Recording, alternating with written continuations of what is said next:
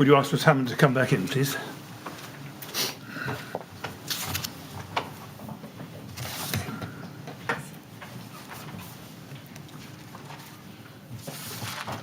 Right, Ms Hammond, ready to carry on, I hope. Good afternoon, yes. Yes, thank you very much. Yes, Thank Mr you, Millett. Mr Chairman. Ms Hammond, 18th of June, 2017. And before I get into it, in the usual way, I need to take a step back.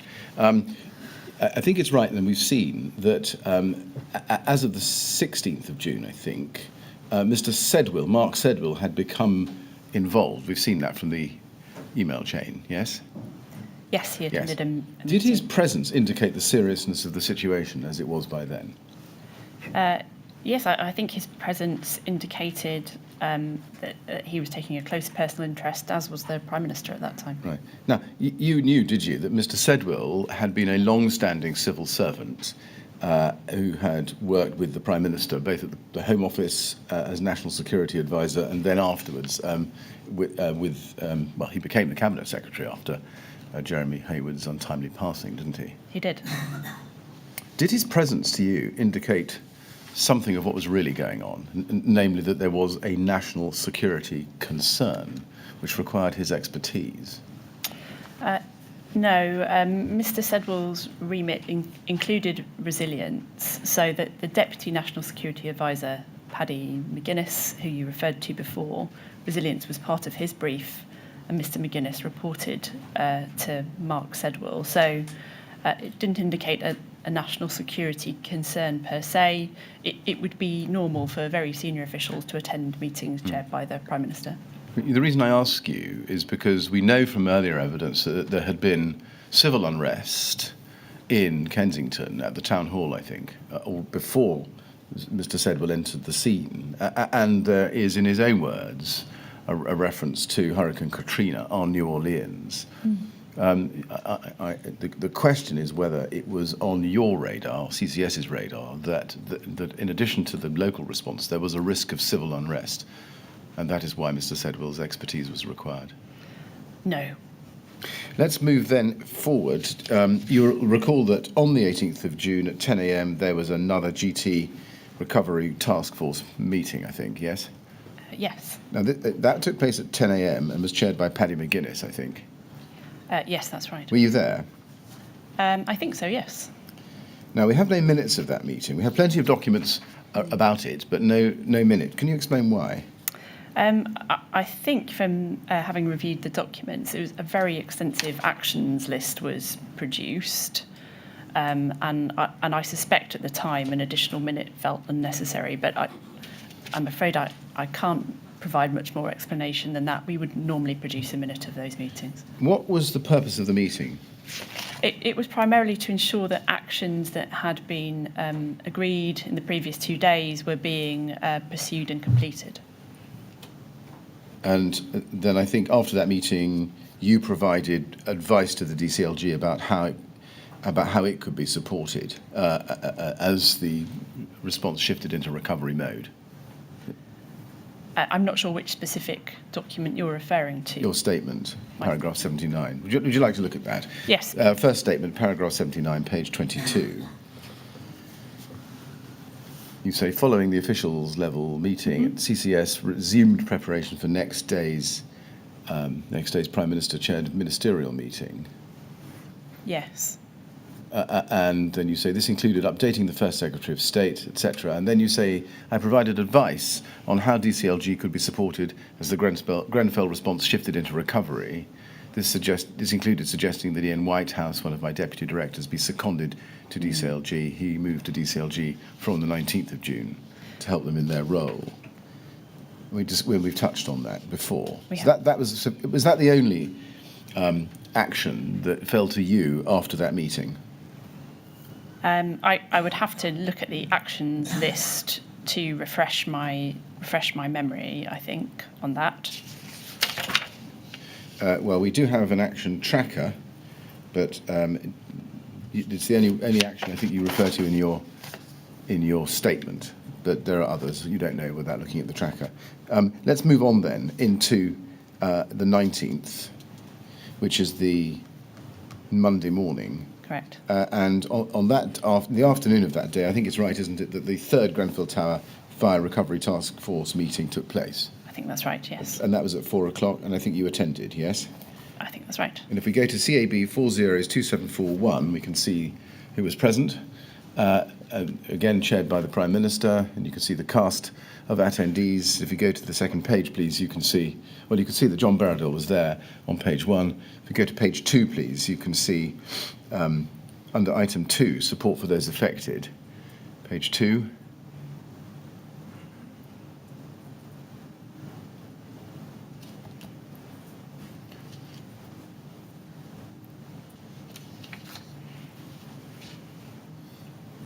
Page 2. Thank you.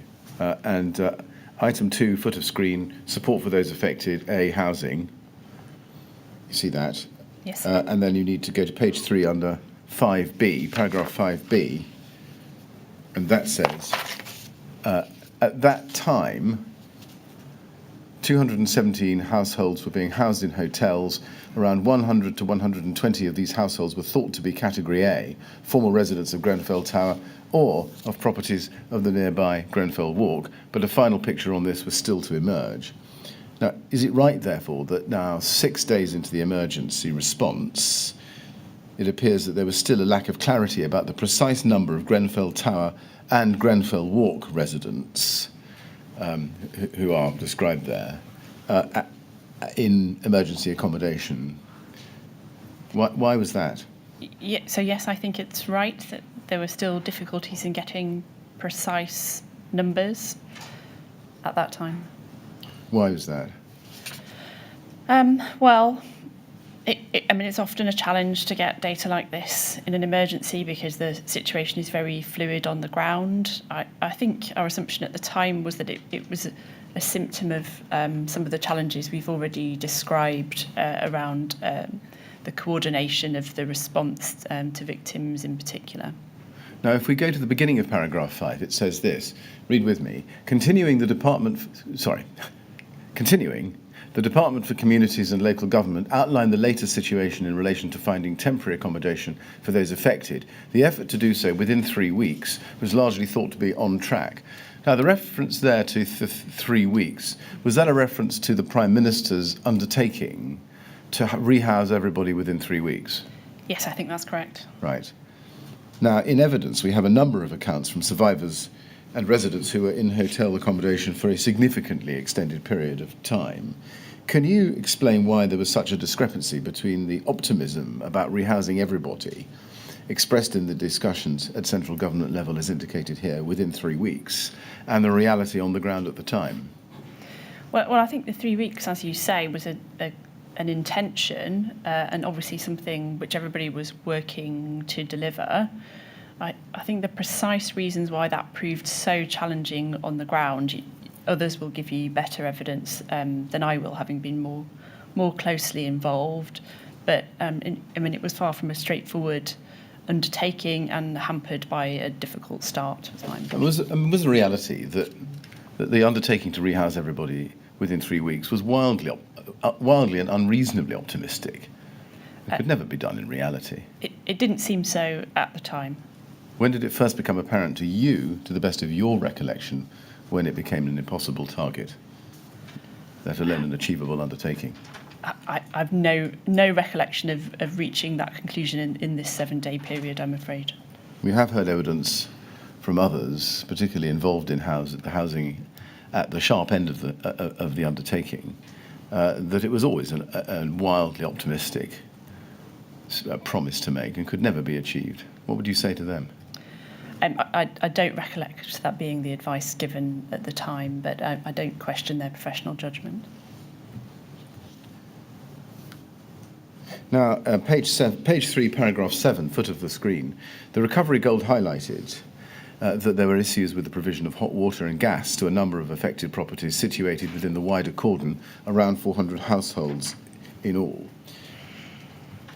The Recovery Gold raised concerns about the effectiveness of the Kensington and Chelsea Tenant Management Organisation, TMO, who manage the Grenfell Tower and surrounding properties. In conjunction with the Department for Communities and Local Government, we turn the page, Recovery Gold was tasked with considering how these concerns could be addressed. It was noted that all such affected households were entitled to hotel accommodation and access to the discretionary fund. Was this the first occasion, so far as you can recall, on which issues were raised regarding hot water and gas provision to those within the wider cordon?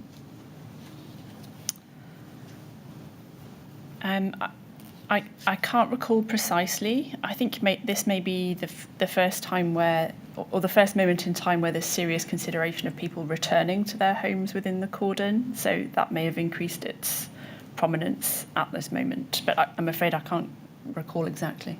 Right. So why would this be the first time? This is now Monday. Why when there's serious consideration of people returning to their homes within the cordon? Because obviously every effort had been made to ensure it was safe for them to do so. But I must say my recollection of exactly this conversation, I'm afraid, is not precise. Was this the first time that you became aware that there were concerns regarding the TMO? I can't recall, I'm afraid. I was certainly aware of their existence and their role, and but I don't think I was aware of concerns distinct to the concerns about RBCK on whose behalf they were managing the properties. Do you recall what the specific concerns about the TMO were? I think there were some concerns arose, although whether it was exactly at this point I can't remember, about their relationship with the tenants of the properties they managed.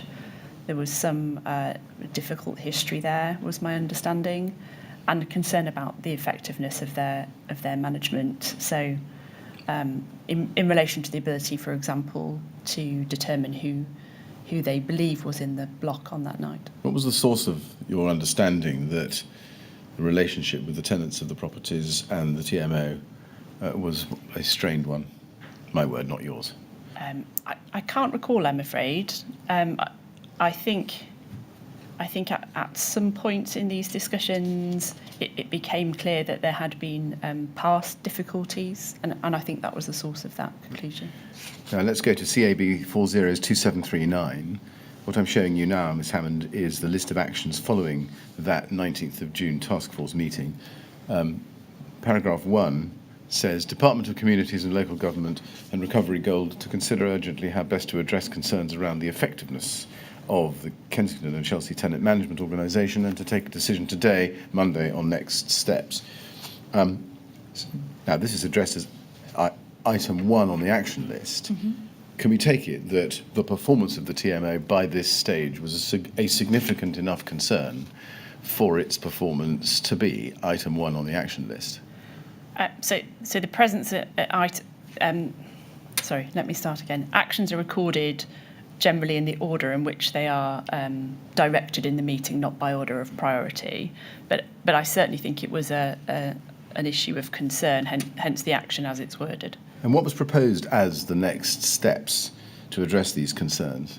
Well, I think as you can see here, the responsibility was placed on DCLG and Mr. Barradell to identify what they thought the most effective step would be. I see. So can we take it that there was no discussion about what those next steps would be, simply that a decision was made that it would be the department plus Mr. Barradell who would decide that today, Monday? I can't be sure there was no discussion of what the options were, but certainly the action reflects how that was to be brought to a conclusion. Now, did you realise at the time that the TMO was a separate entity from RBKC and not itself a Category 1 responder?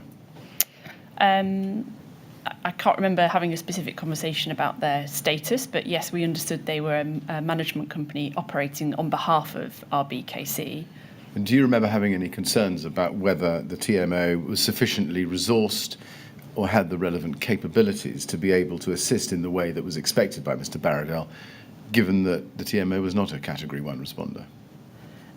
I don't think concerns about the TMO were linked to its status. I mean, it was operating on behalf of and on the instruction of a Category 1 responder, so we wouldn't have been concerned on that basis. I think those concerns were based on the performance issues which are being alluded to in the documents you've shown me. Well, what were the performance issues?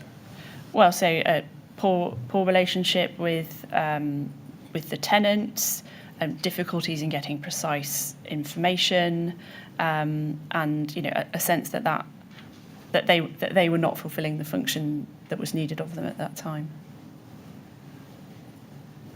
Let's move to the Tuesday, the 20th of June. Now, I think you will recall there was another meeting. You've called it in your statement an officials level meeting, chaired by Paddy McGuinness, yes?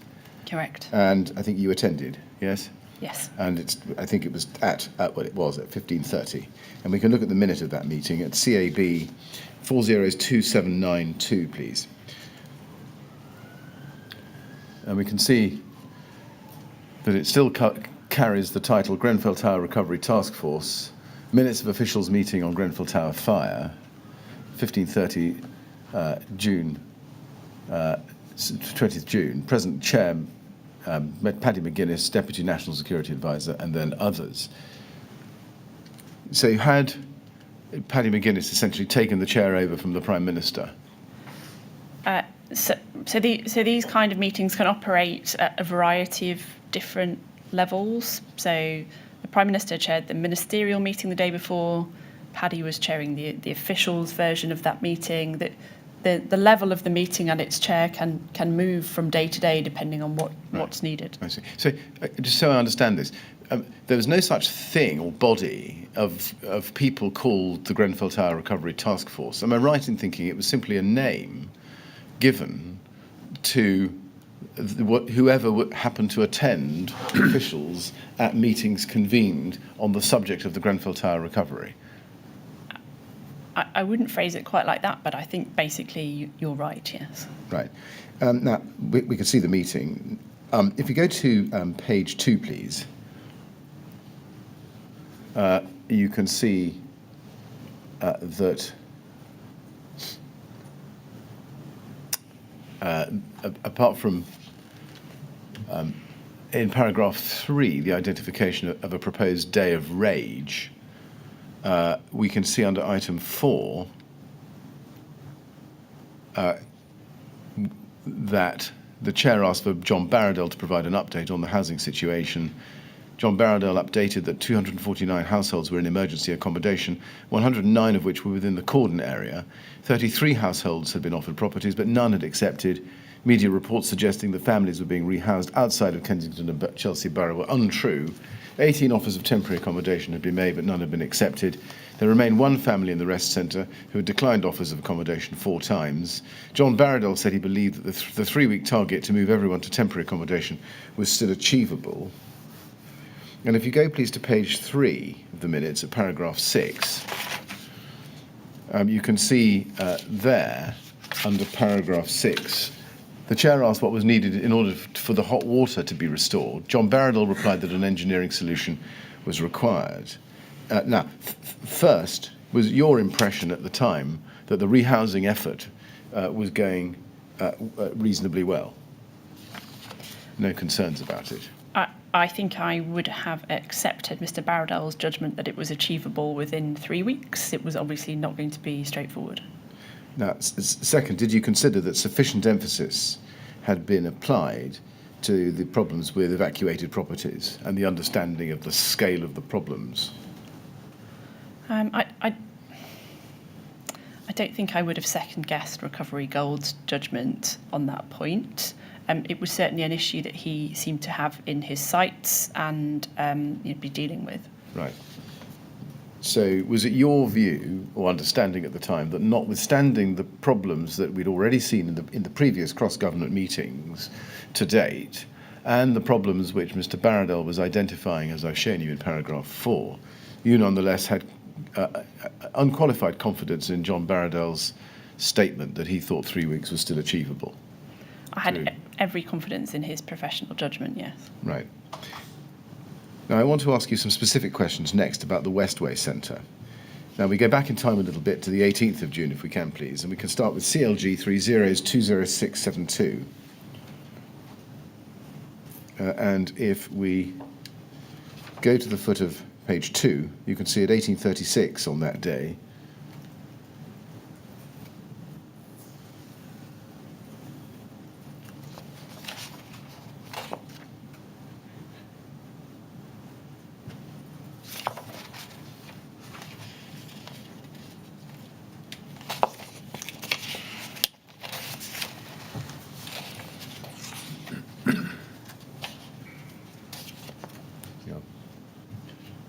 if we go, please, to the foot of page 2. This is an email on the 18th of June at 18:36 from Suzanne Kochanovsky to Gillian Kay and to you. And if we go to the top of page 3, please, it says, Catherine, thanks for helping pressing departments. The attached message has gone out to departments through our contacts. And you can see specific departments to physically deploy staff to the Community Assistance Centre at 1 Crowthorne Road, W10, Westway Sports Centre. We need to make clear this is a PM priority, no ifs or buts. If they have a problem, then ask them for the name of their director or DG and we can escalate. Need 2 shifts, and then you go into the detail. Is it right that civil servants from those departments did not attend the Westway Centre in the end until Monday the 19th of June, despite this being directed in the Prime Minister's meeting on the 17th, as we've seen? I'm afraid I don't have the details of when individual staff deployed. I would have to go in and look at the evidence. Well, no, I mean, do you have a general... Do you generally know that they didn't go till the Monday? I'm not asking you about specific people at specific times. It's just a general overall impression. Was it your recollection that civil servants from the departments listed didn't go to the Westway until the Monday? I don't think I can give you a blanket answer which encompasses all of those departments. I think my impression at the time was that some departments had moved more quickly than others, but I'm afraid I can't be more specific than that. Right. Now, in your third witness statement at paragraph 47, you say it's not common to have staff from central government departments deployed on the ground in an emergency in this way, but it can sometimes happen. In what circumstances would it sometimes happen? So for example, I think a number of the requirements here were for reissuing of identification documents which had been lost in the fire. So sometimes there are things which only civil servants from central departments can do. That, in my 4 years in CCS, was relatively uncommon. Why did it happen in this case? Do you know? Because there were specific needs which those departments could address, like, for example, reissuing driving licences. I seem to recall that had been destroyed in the flames. Right. And we know that there is such a thing as a surge team, isn't there, which I think central government can offer. There's a surge team which is operated from Her Majesty's Revenue and Customs, which essentially provides staff in teams in order to perform specific administrative functions. What they don't come in with is expertise in doing specific tasks, like issuing a driving licence, for example. Let's then go to CAB 409946, please, which is an email on the 20th of June, the Tuesday, at 11:46. And we can find that at the foot of your screen. And it's from Sebastian James within the Cabinet Office. I think, just to clarify, Mr. James was working for Bays, but using a Cabinet Office address because he had previously worked in the department. I think that's right. Right, and we do have indeed seen his name in other contexts in that role. And we know that... yes, that's right. Now, he says, hello, I hope that we're contacting the right team. If not, please could you pass on the comments to the relevant central government team. We, Bays, that's it. We, Bays, have a physical presence at the Westway Contact Centre, which will continue until we believe we no longer add value. We had our first representatives there yesterday. Just pausing there, you refer to Bays. Had he been seconded from Bays over to the Cabinet Office, which is why he has a Cabinet Office email address? No, I think... No, that's not right. He had previously worked for the Cabinet Office and I think was still using that email address, presumably because there was some issue with his Bays IT. Oh, I see. Right. Moving to page 2 then.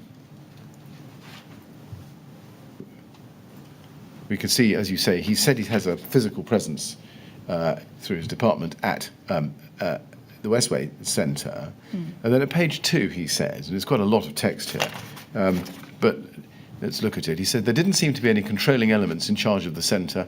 It is our understanding that the local authorities should be running the centre, but given the particular situation, we recognise there may be a need for some central government oversight of the centre. Should this be DCLG? And then he goes on to say that there seemed to be no route for information for either government agency staff nor for the victims.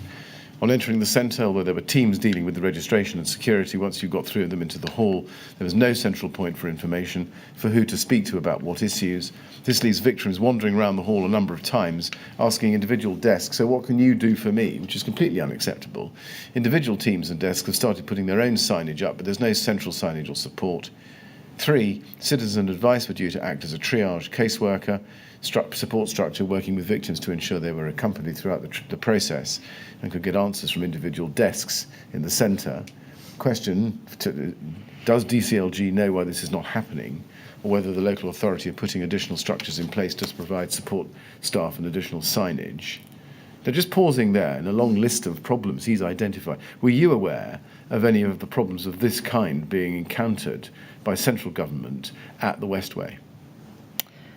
So I don't think this email was shared with me at the time, so I didn't see this precise diagnosis. I think I was aware that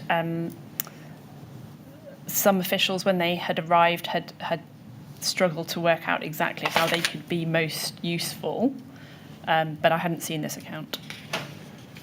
And then he continues at paragraph 4. We're deeply concerned that victims are being passed from pillar to post and being told to call lots of different numbers by lots of different teams. We believe we need more coordination and more information about what services are already being provided inside the hall. Again, is that a problem that was brought to your attention? I mean, I don't think I can add more to my previous answer. I hadn't seen this particular diagnosis before. Right, so we've got 5, little coordination between government teams, 6, unclear who's part of the task force and what team has responsibility for, 7, if all the above issues are all due to lack of coordination from the local authority, we would very much like to suggest that central government takes responsibility for elements of the response and provide an SCS team to the LA to provide support to help with leadership, command and control of the supportive organisations in the contact centre, etc. Again, I'm going to assume, unless you correct me, that you knew nothing of these problems and complaints. I hadn't seen this account, no, which I assume was sent to DCLG from the way it's phrased. Right. Can you explain why problems on the ground of this very precise nature were not brought to your attention? I don't think I can. Is there something wrong with the reporting chains and channels within the Cabinet Office, which meant that Mr. James, who was within your office... He wasn't, just to be clear. He was working in bays. But nonetheless, he was working in bays, but operating in a I suppose a recovery role. But on behalf of that department, not Cabinet Office. Right. So does that indicate that there's a problem with communication between the department on the ground, who are victim-facing, if I can put it that way, and the Cabinet Office, who are coordinating? Well, I mean, you're asking me what my understanding was at the time. I'm not sure who else Mr. James spoke to at that moment.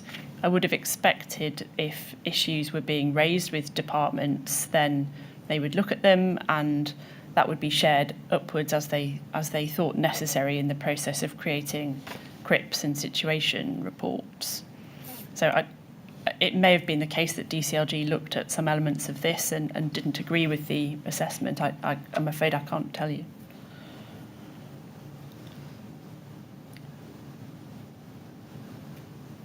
Looking at the top of page 1,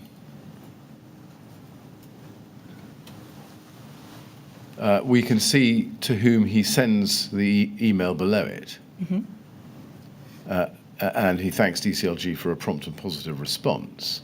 And he sends the email to MHCLG read, but copies it to a large number of individuals in different parts of what looks like the BEIS. Is that right? Including civil, nuclear and resilience.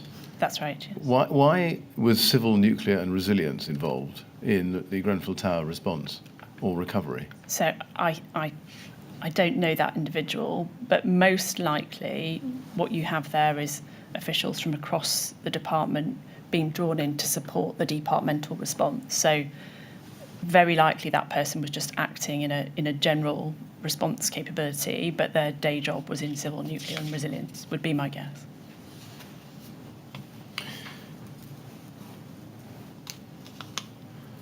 Right. In fact, yes, forgive me, that is right, because other names on the list I know which have the same heading after them. Indeed, this is the BEI's central response function in action. Mm. Now, you told us a moment ago that you hadn't seen Sebastian James's email. No, not to my recollection, no. Right. Let's see if that's right. Can we look together at CAB 3012389, please?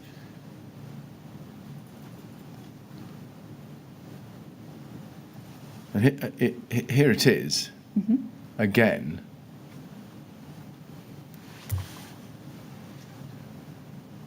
Yes. And you can see that above it, it seems to be sent from Paul in the CCS to Alex Taylor at the Cabinet Office. So I may have been wrong when I put it to you that it didn't come into the Cabinet Office. It certainly appears to have done. Would that be right? Yes, it looks from the copy list like it came into the central CCS mailbox. So that is one member of CCS staff accessing it from the shared mailbox and sending it to a member of the team working on the response. So to be clear, you had access to this as well? I did have access to that mailbox. As I said, I've no recollection of having seen this at the time. Can I ask you, as a matter of your practice at the time, would you only look at emails that were sent to you, either directly or in copy, or would you sometimes spot check the CCS email box to see if there was anything that concerned you in relation to a project you were working on, even though you weren't on the email? So I would sometimes dip into it, but generally speaking, there were staff assigned to be monitoring the inbox, and they would make me aware of emails that I needed to see. And looking at this email, would you agree that this is an email which really ought to have been brought to your attention once it had arrived in the CCS inbox? Well, it's certainly describing some concerns with the situation on the ground. I wouldn't have expected that normally to be escalated directly to me. The chain you've got here shows a member of the senior civil service in CCS directing it to a relevant person in the response team to look at and draw on it for the chair's brief. So that would be a normal practice. I wouldn't expect it to come directly to me.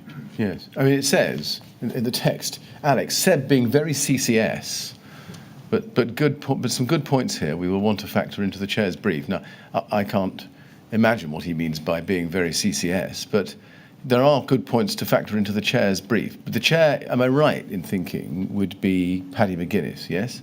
I assume that's correct, yes. And you would want to know what was in the chair's brief, wouldn't you?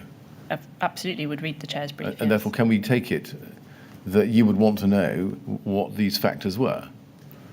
I would certainly have read the chair's brief for the meeting, yes. Yes. I mean, I would not necessarily have read all the documents which fed into it. No, but can we take it from what he's saying here, that this would feed into the brief, that the Seb James email and the 7 points in it were matters which ought to have been brought to your attention? I think it's being flagged as something, as one input to the work being done that morning. Normally what CCS is doing is taking information from a variety of sources and drawing them together and cross-checking. So it's one input. I wouldn't expect each of those inputs to be brought to my attention. Why is that, given that this was something to be factored into the chair's brief? Because there's a team of people whose job it is to bring that together and synthesise it, and I would not second-guess all of their work. Now let's turn to a different topic, which is lessons learned. I'm going to ask you about some of the correspondence and reflections at the time of the response itself, and then look at the more formal lessons learned exercises.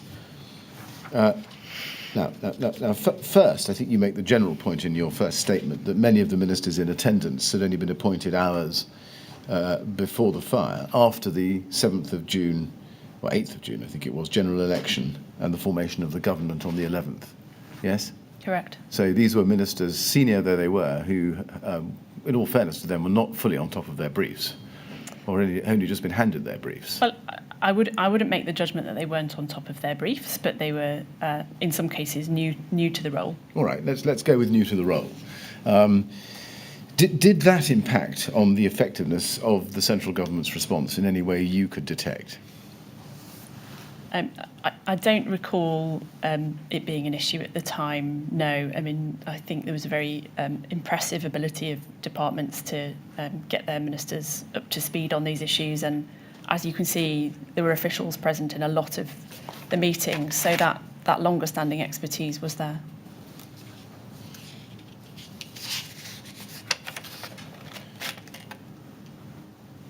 Yes. Can we go to CAB 30147669, please? This is Peter Talentire's first statement. And at page 5, paragraph 18, he says that on the 17th of June, he says, I recall there were difficulties with obtaining clear, accurate information and being frustrated by this, given more than 2 days had passed since the fire started. I had expected to receive better data from either RBKC or DCLG as the liaison between central government and local authorities on key issues such as who was responsible for what and the number of people needing support. Would you agree with that assessment? I've got no reason to disagree with Peter's assessment, and we've talked about the data issue previously. And who do you consider was responsible for the lack of data available on key issues, including the number of people needing support? So the data we would expect to come from RBKC and into us through DCLG, as this suggests. Can we go to CAB 403152? This is an email from Peter Talentire late on the Saturday night, 2319, to you. Mm-hmm. And I think you alone, because the only other person receiving it is himself. Would that be right? I think that's right. And the subject is Grenfell ramblings. I was reflecting on progress and where we are compared to other emergencies. So a few late night ramblings. No two emergencies are ever the same, and we are in unique circumstances. But my instinct would be to try to do more to shape our destiny. Currently, 1, we are poorly sighted on thinking within DCLG. 2, we're currently operating in a largely reactive and passive way and have limited levers to influence direction. 3, there doesn't appear to be core narrative joining together the various strands into a coherent approach. On DCLG, if we are not going to pull people into the centre, I think it is too late and probably the wrong solution. I think we should deploy an LO, I think that says, an LO to DCLG to work alongside stroke support the DCLG team, not necessarily in the victims unit, but maybe with Helen or Jill, so we know what they're thinking, can shape events and help them join up government. It will be a resource drain, but I think it will make our lives easier unless we expect to withdraw completely imminently. Now, did you respond to this message? We can't see a document that you did that shows that you did. I can't recollect, I'm afraid. I certainly would have talked to Peter about it if I hadn't responded in writing. You say you certainly would have talked to him. Would you have rung him on the phone that night, or perhaps at a more civilised hour the next morning? I think it's unlikely I'd have rung him after 11:20 in the evening. I would probably have talked to him the next day. Do you remember having a conversation with him on the telephone in one hand and your laptop on the other? No, I'm afraid I can't recall at this distance. Do you agree that CCS was poorly sighted on thinking within DCLG? I don't know exactly what Peter is referring to there. I mean, by this time, there's a big DCLG effort underway, which spans very widely across future housing. They were looking at the wider policy issues around cladding. So I can't identify from the document exactly what he was thinking about there. When you received it, and you saw the words, we are poorly sighted on thinking within DCLG, did you think, oh, we're wrong, he's wrong about that? Or did you think he's right about that? I'm afraid I can't recollect. Well, do you remember asking him what he meant? I'm sure I would have had a conversation with him about it. I'm afraid it's very difficult to recall. I mean, the solution he's proposing further down the line is that we should, LO is liaison officer, is we should essentially deploy a CCS member of staff in to support DCLG in the recovery effort. And indeed, I sent one of my deputy directors to do just that 2 days later. So, I think the sort of proposals which are being made here are things which clearly entered into our thinking. Right. Did you agree with him or disagree with him, either in your own mind or expressly in a conversation, that you are currently operating in a largely reactive and passive way with limited levers to influence direction? I think probably the we he means there is government as a whole. So it's drawing on the difficulty in getting information from the local response at this time, which is you've previously referred to. I would say that departments were responding well, but there were difficulties in understanding what was needed of them. I don't think I would quite phrase that as reactive and passive, but I can see the point that Peter is making. If he's referring to government as a whole and is saying that government as a whole have limited levers to influence direction, how does that sit with the fact that the Prime Minister herself had convened and chaired 2 meetings on the 16th and 17th that we've seen? Yeah, I'm afraid I can't explain what Peter means by that point. I think the Prime Ministerial meetings did set direction and agree actions. Do you know why it was one of your deputy directors raising these issues rather than you, given your own role and your presence at the ministerial meetings from the 14th of June? So I think what you've got here is Peter, who had taken a temporary covering role in the response, as you saw, reflecting on the time he had spent doing that and offering his thoughts as an input upwards to me to help shape my thinking. Now, can we go to CAB 50119? This is Exhibit 22 to Peter Talentire's statement, second statement, I think. Mm-hmm. And he says in this email, and he sends it to Lucy Hancock, who has a Cabinet Office address. Does that mean she was at the Cabinet Office? I assume so. I'm afraid I don't recollect the name. At any rate, it goes into the CCS system and it comes to you directly. And Where We Are is the title. You see that? Yes. And if you look at the text underneath that, it says, after a strong initial response from the emergency services, victims were let down by a lack of support from the local council. This has now largely been addressed by a surge from across the London councils by John Barradell, Chief Executive of the City of London, supported by a number of other London chief executives. Within central government, departments have upped their game and are now firmly gripping issues, and it continues. And then you look at the reference lower down to bullets for PM response could include. Mm-hmm. And the second bullet point says, we were slow to recognise the failings in the council response and to gear up support activity across government. And that's a suggested response for the Prime Minister. Did you agree with that assessment? Well, I think when you look back on the events of those days, I think it's certainly true to say that an earlier intervention with the local authority would have been helpful. In that moment, based on the information we had, it's difficult to see how that would have come about, but I don't think that undermines Peter's point that earlier action would have been helpful. Well, all right, let me just see if I can focus a bit more closely on that answer. Although you are right that this is a hindsight reflection, it is only 3 days worth of hindsight, because this is going out mid-morning on the Monday, the 19th of June. Would you agree that even at that point, a few days after the fire, that central government had been, quote, slow to recognise the failings in the council response and to gear up support activity across government?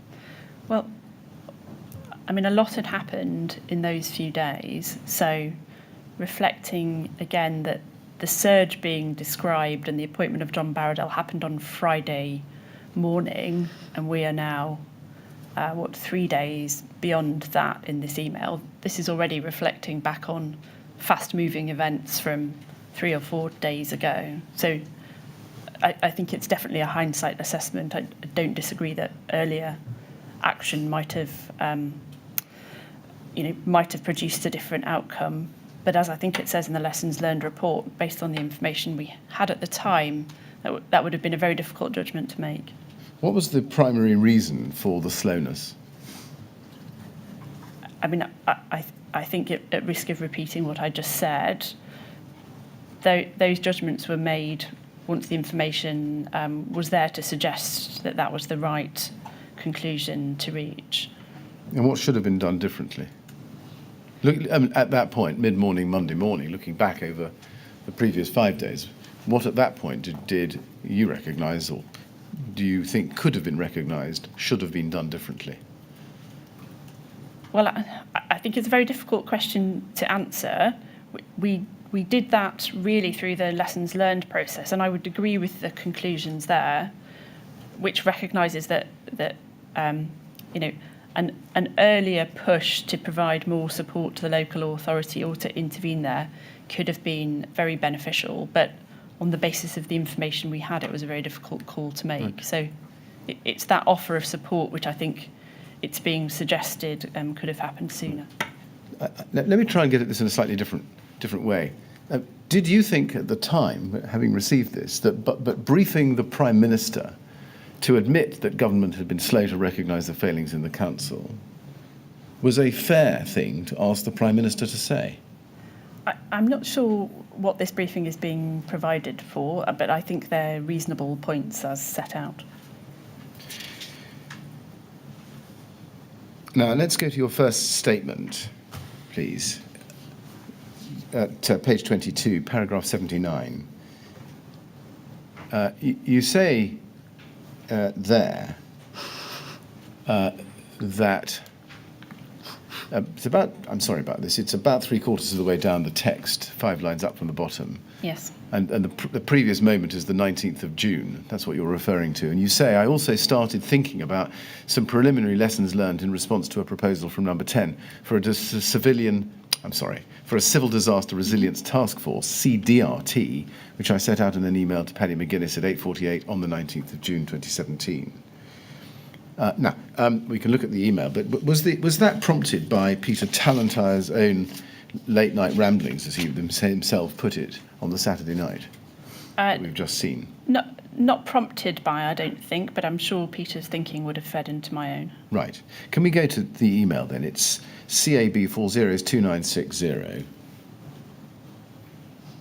And if we go to page 2, we can pick this up at 8:25 a.m. There's an email from Natalie Black, who I think is within number 10. Is that right? Correct. And it's to Jamie Cowling and Lorna Grattan, Peter Hill and Will McFarlane copied, also within number 10. Now, the PM has asked for the following to be included in her narrative for the QS. And the QS was what? Queen's Speech. Queen's Speech. We will also develop a new strategy for national and local resilience in major disasters, which could include a new civil disaster reaction force that is dispatched to help at times of emergency. But just help me. I'm sure it's a matter of public record, but I don't have a grasp of it. When was the Queen's Speech, to which this is a reference?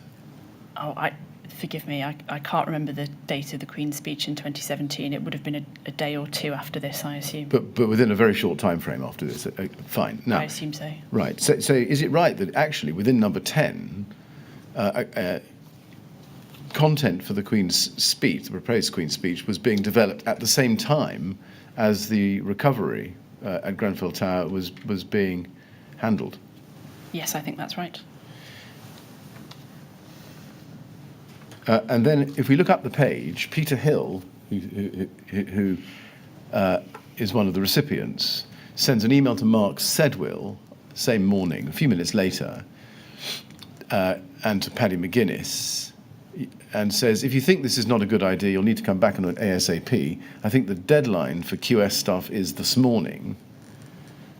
And then if you go up the chain, please, into page 1, there's an intervening email, but at the foot of page 1, Paddy McGuinness back to Peter Hill. Peter, I'm wary of rushing this. Local authorities do mutual assistance, which is what we see London boroughs doing now, not quick enough.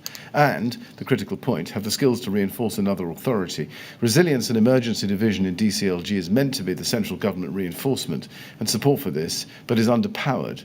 I don't think putting this right is QS territory or to be done on the hoof, though we should do it quickly. The political risk is that this is seen to be sticking plaster over under-resourcing / alleged poor leadership of DCLG.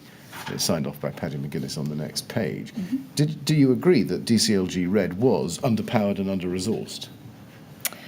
I think at the time, Red was being reduced in size, and yes, I think that was an issue for concern, the reduction. And I think if you go to my email up the chain, there is reference to reversing that reduction. Yes, there is. I'll come to that in a moment. Did you also consider that there had been poor leadership within DCLG, as Peter Hill seems to be suggesting? As Paddy McGuinness, I'm sorry, seems to be suggesting. Yeah, I mean, I think Paddy is referring to allegations of poor leadership in DCLG. I don't think that was a phrase I would have used. Right. I mean, the political risk he's referring to there, as we can see, is the existence of certain defects. Were these problems a systemic set of issues before the Grenfell Tower fire, under-resourcing of DCLG, poor leadership of DCLG? So I think the reduction, the potential reduction in the size of Red was under discussion before the fire. I don't know which allegation of poor leadership Paddy is referring to precisely, so I can't tell you when that arose. Now, if we go to the top of page 1, as you've pointed out, you responded at 8:48 yourself. Paddy, better alternatives from my perspective would be enhancing CLG's Red division, currently being downsized, which would enable us to spot failing LAs much more quickly and ensure support reached them. LAs will not want central government teams turning up, but rather local government folks who know the system. Putting in place better mutual aid arrangements between local authorities. This is the surge capacity, as we've seen in London, but it can be a bit slow to kick in. We could offer national deployment mechanism, as the police and fire have. A body to manage coordination of volunteers in emergencies, currently an LA thing, but often an issue. Now, just on that last point, you say often an issue. What was your experience that informed that view? I think experience of talking to LRFs who often found it challenging to manage very well-intentioned and very kind offers of support in crisis, but which didn't always meet their needs at the time. So we were already working, I think, at this time on a piece of guidance about how to manage that kind of spontaneous offer of help. You refer to better mutual aid, putting in place better mutual aid arrangements. What was wrong with the mutual aid arrangements operating in London, so far as you could tell, given that they hadn't in fact been invoked by Mr. Holgate until the evening of the 15th of June? So I don't think this is referring to exactly that arrangement, nor is it a point specifically about London. But the difference I'm drawing out is that for the police, for example, there's a centrally coordinated mechanism which would receive a request from one force for additional support, and then would source that support for them and deploy it. For local authorities, it was a much more ad hoc set of arrangements. So the suggestion here is that there should be something more centrally controlled to manage that.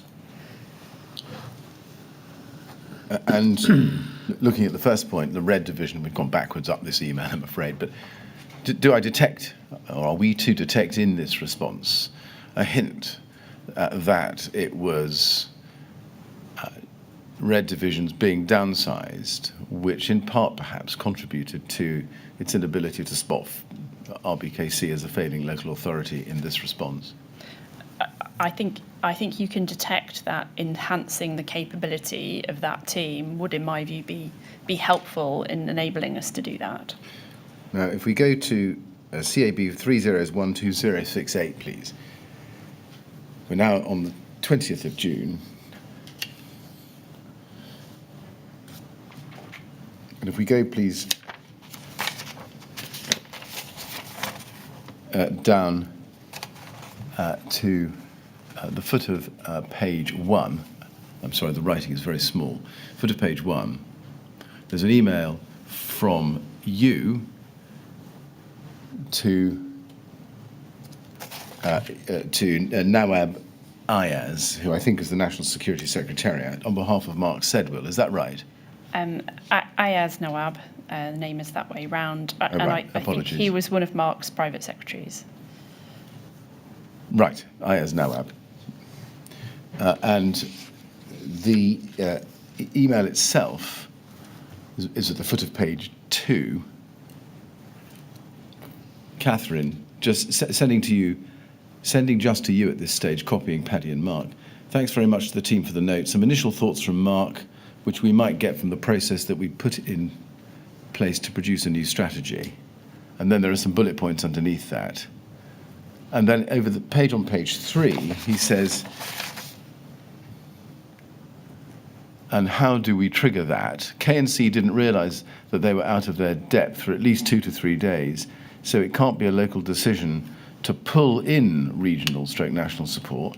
We need a push mechanism to nationalise disaster and insert regional/national resources led by a local goal with a national goal to lead on wider implications. So is it right that those within the CCS itself, including the National Security Advisor, saw during the actual incident itself, or the recovery from it, that the LLAG arrangements which left triggering them to the chief executive of the local authority were unworkable, or potentially unworkable? I don't think Mark is using the word unworkable here. He's offering reflections, very soon after the event on the sorts of things we should be thinking about in terms of future policy work, and these kind of in-the-moment reflections then fed into the work that was done over that summer, which formed the National Resilience Project. Well, I say in my question, unworkable or potentially unworkable, precisely because Ayaz Nawab says, so it can't be a local decision to pull in regional/national support. We need a push mechanism. So just to put the question a slightly different way, can we take it that even during the incident itself, the CCA understood or learnt that the LLAG arrangements which left triggering them to the chief executive of a local authority, let me put it this way, carried very considerable risks, given that the arrangements could only be acted on at his or her invitation? I don't think you can say that a firm conclusion was reached on that. I think Mark is putting forward, thoughts to be tested. You can see from my responses as well that we could see there was an issue in how support was got quickly to local authorities, particularly when what they really needed was support from other local authorities.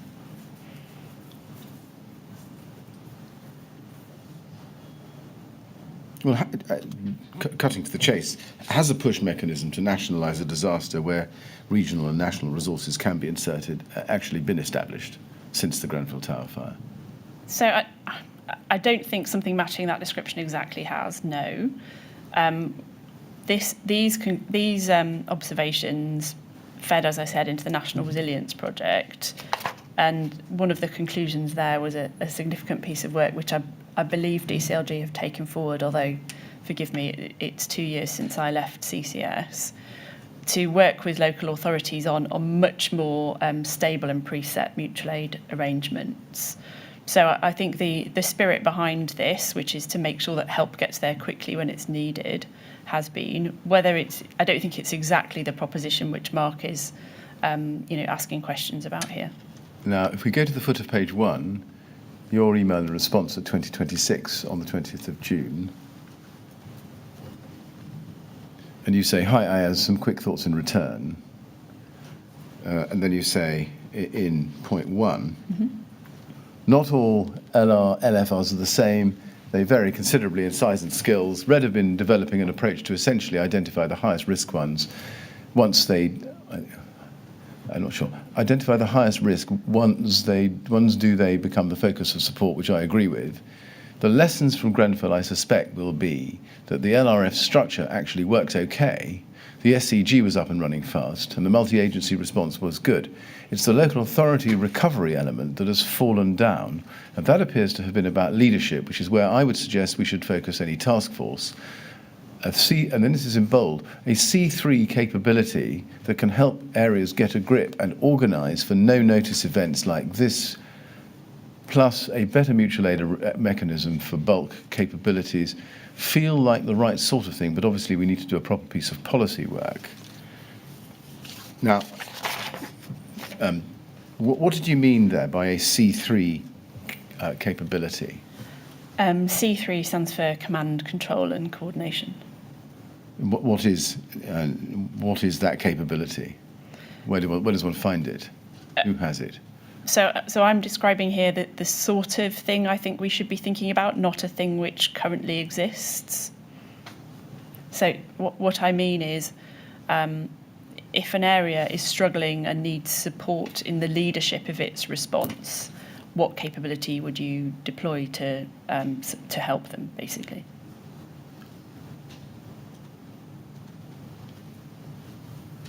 Right, but within that, was it your proposal that the capability would be applied or imposed, perhaps, without necessarily being invited? Or would it be at invitation only? I mean, my proposal here is actually that we should do a proper piece of policy work to think this through, so I don't think it's specific on that point. No, you're right. That was your proposal. Let me put the question slightly differently.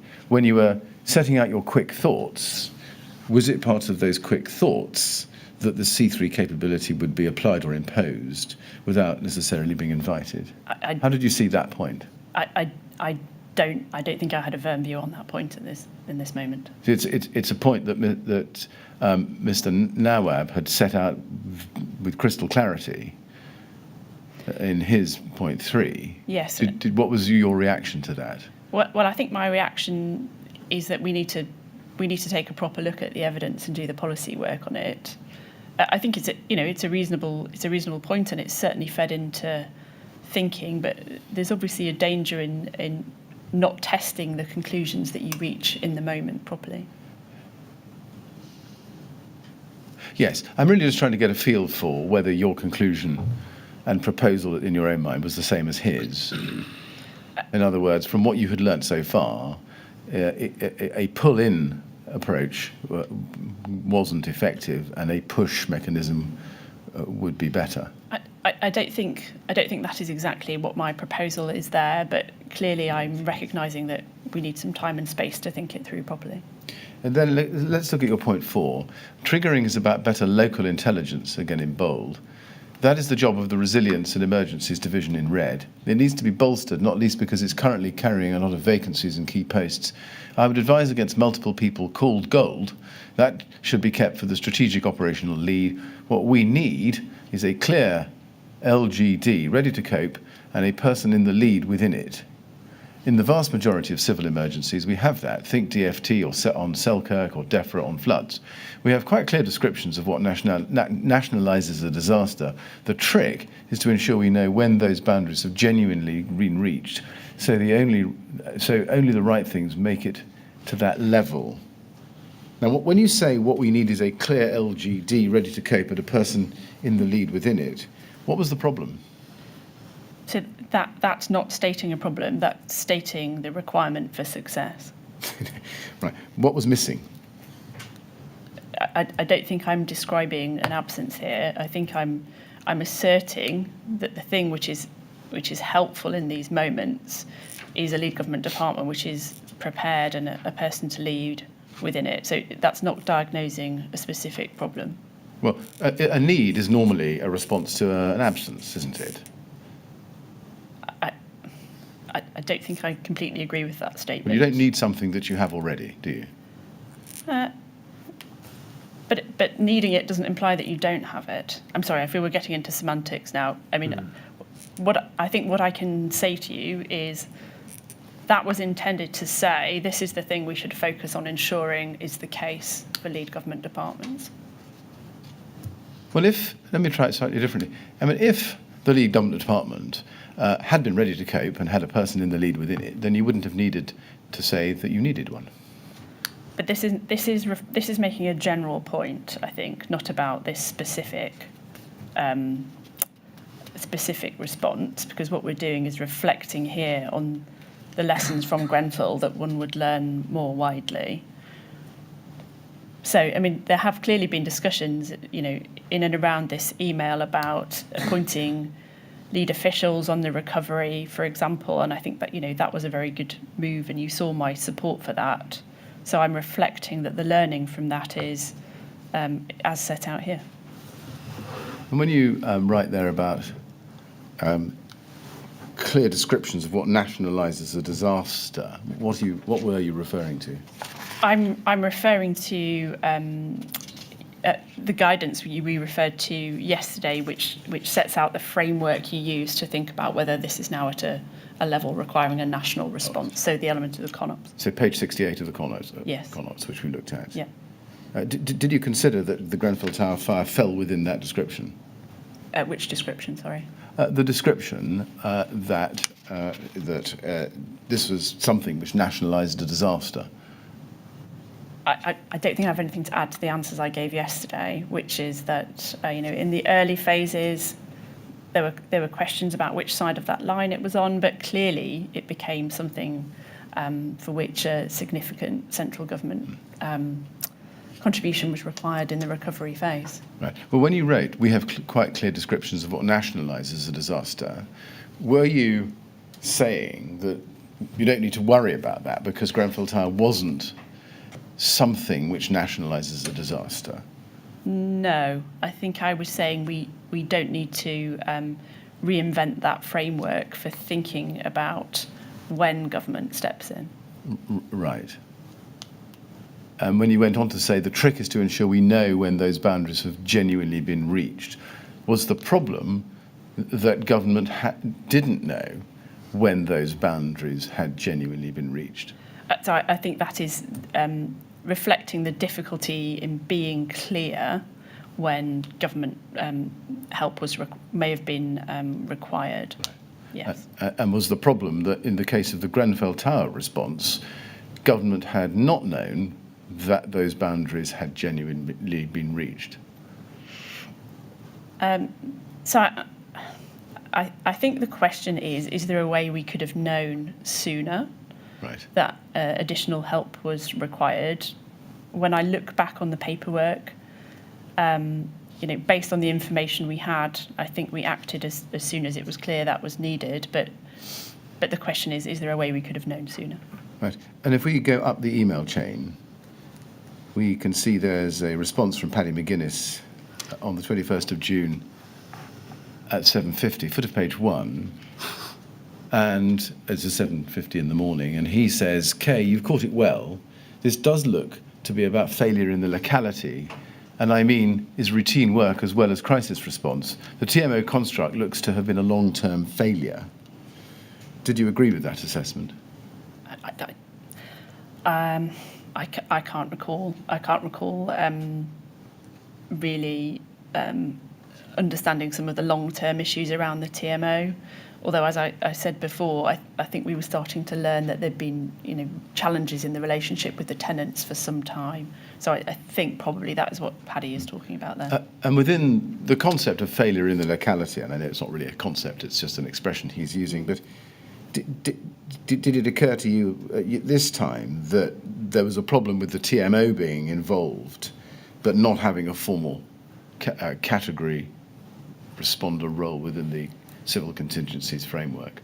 No, because they were acting on behalf of RBKC, who are clearly a Category 1 responder. And if we go up the chain, please, page 1, at 8:58 that day, top of the, not quite top of the chain, but you say, Paddy, just to add one final point I was mulling over last night, the other thing we need to think carefully about in this work in how we align the incentives correctly. Cash-strapped local authorities would happily deprioritise resilience work in some areas and rely on a government task force to do it for them.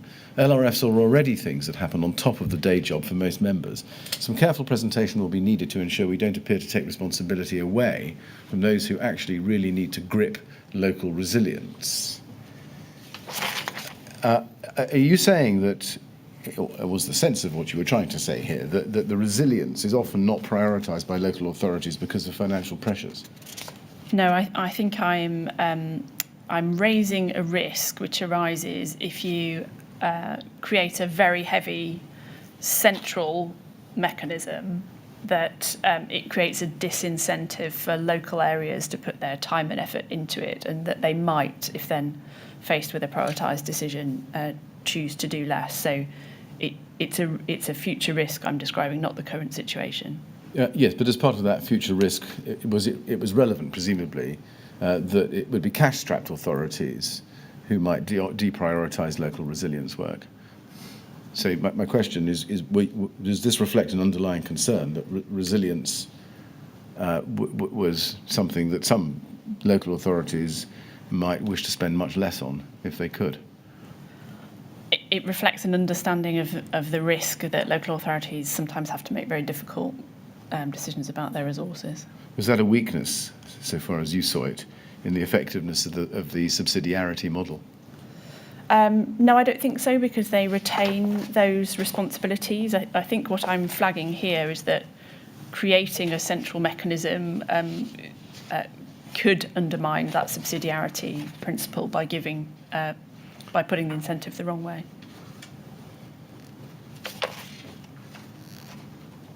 And then after the response, you received an email, I think, from Peter Hill on the 20th of July. Now, this takes us a month forward or so. Let's go to that briefly. It's at CAB 30120063. And I'd like to go in it to the foot of page 2 and over to the top of page 3. At page 2, all you see at the very bottom is from Peter Hill. And if we turn to the top of page 3, now, as we do that, will you confirm, I think, Peter Hill was the principal private secretary to the Prime Minister at the time? Yes, correct. Yes. And he says, Katharine, it's to you. Katharine, you may have had feedback from Cabinet discussion of Grenfell on Tuesday.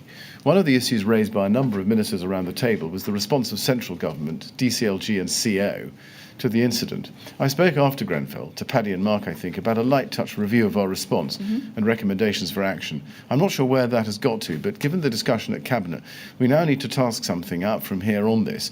Could you speak to Chris in private office and agree today the terms of a tasking, including how much of this can be addressed in the NSS capability review work, and how much needs to be done separately or more quickly? And if you then look up this chain, please. That's the context. If you look up the chain, please, to the top of page 2, there's an email that comes to you from Chris Gray on the same day at 16:35, and it follows a conversation with you. And he says, Katharine, we've discussed. As Peter has mentioned, ministers raised significant concerns at Tuesday's Cabinet regarding the capacity of local authorities across the country to respond to civil crises, from floods to fires. They also questioned whether there was a greater role for central government to play in addressing this. These concerns are shared by the PM. In the immediate aftermath of the Grenfell Tower fire, it became clear that the Royal Borough of Kensington and Chelsea was unable to provide adequate support for victims and the community, or to run the communications operation required to keep the community, the wider public, and other public bodies informed as events unfolded. Despite this, it took a number of days before they requested London Resilience Partnership Gold Command support, and a number of weeks before the government established a task force to support and advise the local authority. While Gold Command's leadership dramatically improved the situation, the lack of any central coordination in Kensington in the first few days had a disastrous effect. Victims did not receive the urgent support they required, and large amounts of resentment built up in a community who felt ignored and uninformed. This will take months, if not years, to undo.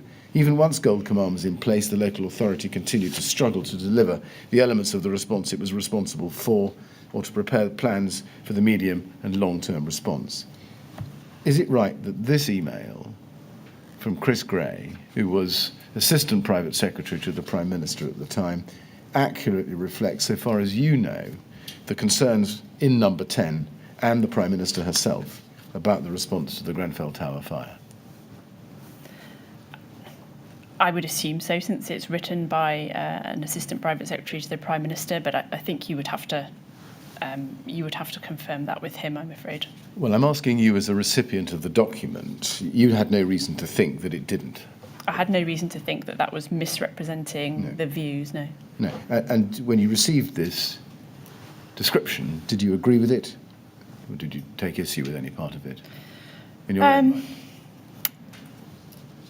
Well, so I think it's undeniably true that the local authority struggled, and we've talked about that at some length. I think there are elements of it which don't look quite right. So a number of days before support was requested is 2, which is perhaps the phrase implies more. So, I mean, I don't disagree with the thrust of it, that there's an issue to be dealt with here. I wouldn't have phrased it quite like that, I don't think. Right. And then it goes on, PM feels, I'm so sorry, I have set out, he says, the key questions that the PM feels need to be addressed below, and then there are some 6 bullet points with some Greek letters at the front of them, for reasons which I don't really need to ask you about. But they're there. I'm not going to read them out to you. We could take them as read. My question is, what work, if any, was then done by the CCS to address the questions, the key questions posed by the then Prime Minister? So, as is set out at the bottom of the email, these questions, along with others, fed into the National Resilience Project, which formed part of the National Security Capability Review. So it fed into that report, and that duly then reported in the autumn. Is that right? It reported to the National Security Advisor in the autumn, and then was published in, I think, March 2018. Right. Mr. Chairman, is that a convenient moment? Yes, it is. Thank you very much. Well, we'll take the afternoon break at that stage, Ms. Hammond. We'll break there. We'll resume, please, at 25 to 4. And as before, please don't talk to anyone about your evidence. Of course. All right? Thank you very much.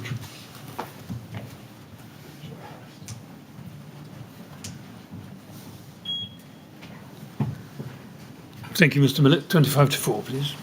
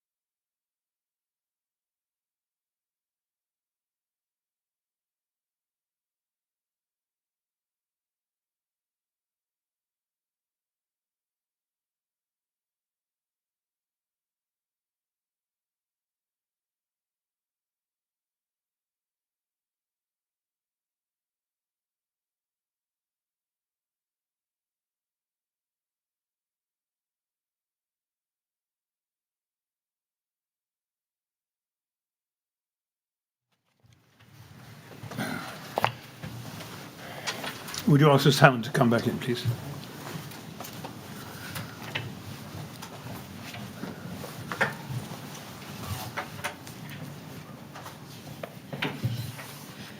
Right, on we go then. Yes?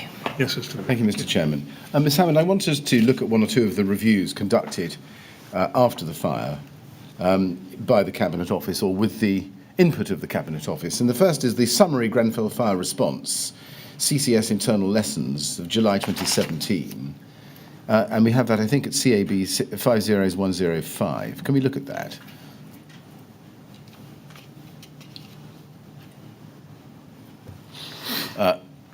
The heading seems to be cut off. There it is. Summary Grenfell Tower Response, CCS Internal Lessons. Now, can you help us? Who created this document? It would, I think, have been created by Peter Talentire's team. They normally led on these kind of lessons learned processes. And would this have been under your supervision or with your input? It would have had input from anybody involved in the response. Was it reviewed or overseen by you? So I have always been very careful not to impose my specific perspective on these reports over other people's. So my input was one input, but the team would have, empowerment to draw together their views. I mean, was your input one of just feeding in particular personal experiences and perhaps your own view about lessons, or was it a holistic input, editing, tidying, overseeing the production of the document? I would have fed in my perspective and then let the team create the document.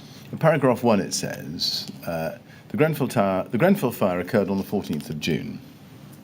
Cobra was activated, with the first meeting taking place later that day. Was that correct? I think, again, that's using Cobra as a shorthand for the central government machinery, which is common, particularly in an internal document like this. Right. And we see repeated references to Cobra through this. All meaning the same thing. Well,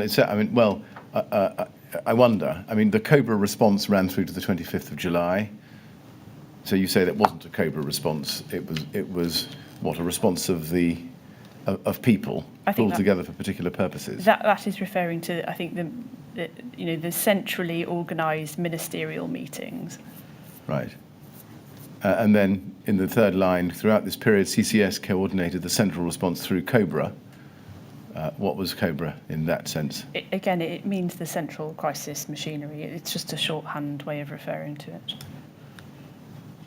Well, there's also a reference to a handover in line 3 to a ministerial recovery group. That was another central body, wasn't it? Central group. So I think that's referring to the handover between the 15th, which was the ministerial meeting, and then the body named Recovery Task Force on the 16th, the Friday. Well, but it doesn't say that, does it? It says the Cobra response ran through to the 25th of July, unless that's a misprint, when the handover to the Ministerial Recovery Group took place. Yes, I can't quite explain that. The dates don't quite right to me, but I'm happy to take that away.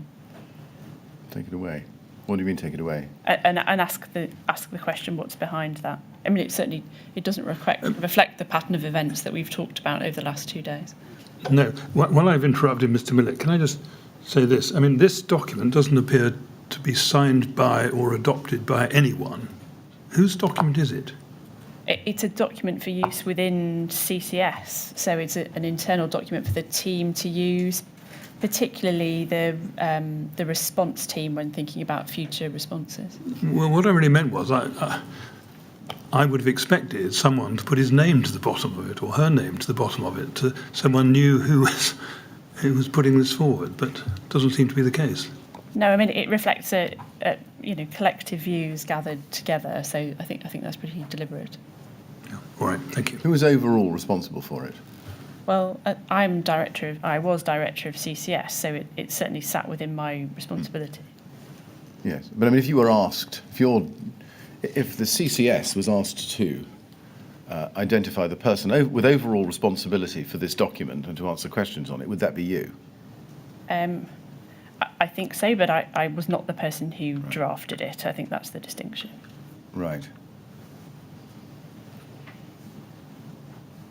Now, you told us that notwithstanding the multiplicity of references in this document and many, many others that we've seen about COBRA, that this, whatever it was, this was not a COBRA response. Was the failure to activate COBRA on the 14th of June as a result of central government consciously deciding not to go there, or fundamentally misunderstanding the reality? I don't think there was a fundamental misunderstanding of the reality. I think the evidence that we went through in detail yesterday, I can't really add to that. It was certainly a decision to convene an ad hoc ministerial group, but say again for the record, in my view, that made no difference to the quality of the preparation or the conduct of those meetings. Yes. I mean, maybe in the sense I asked the question, that it could be suggested that there was a false opposite being proposed to you. But my question, let me try it differently. Was there a conscious decision not to activate COBRA, but instead to go along with these cross-government meetings, which bore the loose label COBRA, although not in fact COBRA? Yes, I think the evidence we talked through yesterday shows you that was a decision, yes. And why was there a decision not to activate COBRA per se within the CONOPS, and instead have meetings of ministers exercising the same powers and procedures? What was the point of that? I don't think there's much I can add to my answers on this yesterday. I mean, as I said, Alistair Whitehead's succinct account of that rationale rings very true to me, reflecting the likelihood of a relatively short response phase with a relatively low level of government involvement and a much bigger engagement in recovery. That I think is the best explanation. Right. Well, before we look at what he says, and I'm going to do that with you, can we look at page 1, paragraph 5, where you, or the document rather, says there were challenges in maintaining situational awareness. In the last part of that, there's a bold section, and it says this: yes. Whilst recognising the stretch on DCLG resource, arguably CCS should have pushed harder for both a DCLG liaison officer to be embedded in the COBRA situation cell and for a change in the internal DCLG clearance process, etc. What was the COBRA situation cell? So that is one of the elements of the structure in the document we looked at yesterday. So the situation cell is basically a group of officials whose key role it is to prepare the information that goes into the CRIP.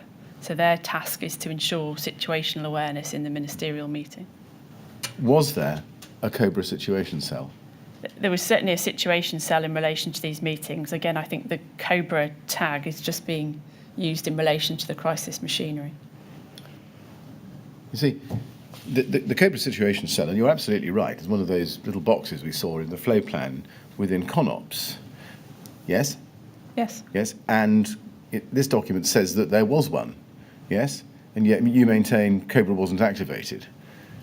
How is that consistent? Because this is describing the use of a form of structure which is referred to in that way. So this is, and I'll be very frank, there would be no incentive for me to disguise from you a COBRA activation at all, and I'm absolutely not trying to do that. This is just a shorthand way of referring to a structure which commonly exists and did the same function in relation to this meeting.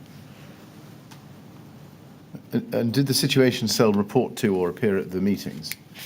The situation cell prepared the CRIP, which was used at the meetings, and people in the CCS response can perform different roles. So it's very likely that some of the people working in the situation cell would also then have been part of the secretariat for the meeting. Right.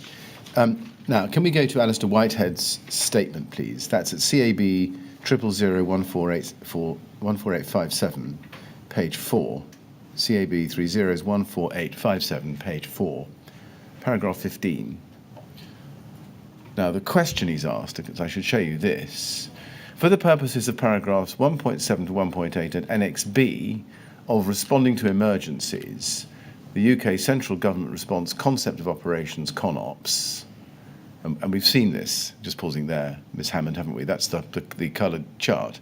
The question is, please set out what level of emergency number 10 understood the Grenfell Tower fire to be categorised as on 14th June 2017 and the reasons why, who made this decision, these categories include, and then they're set out. And his answer is this: I cannot be certain now, 4 years after the event, but I do not recall that there was an explicit declaration of the categorisation of the fire in accordance with the levels set out in CONOPS. I've been involved in the response to several other incidents and do not recall there being a declaration of the categorisation of those incidents.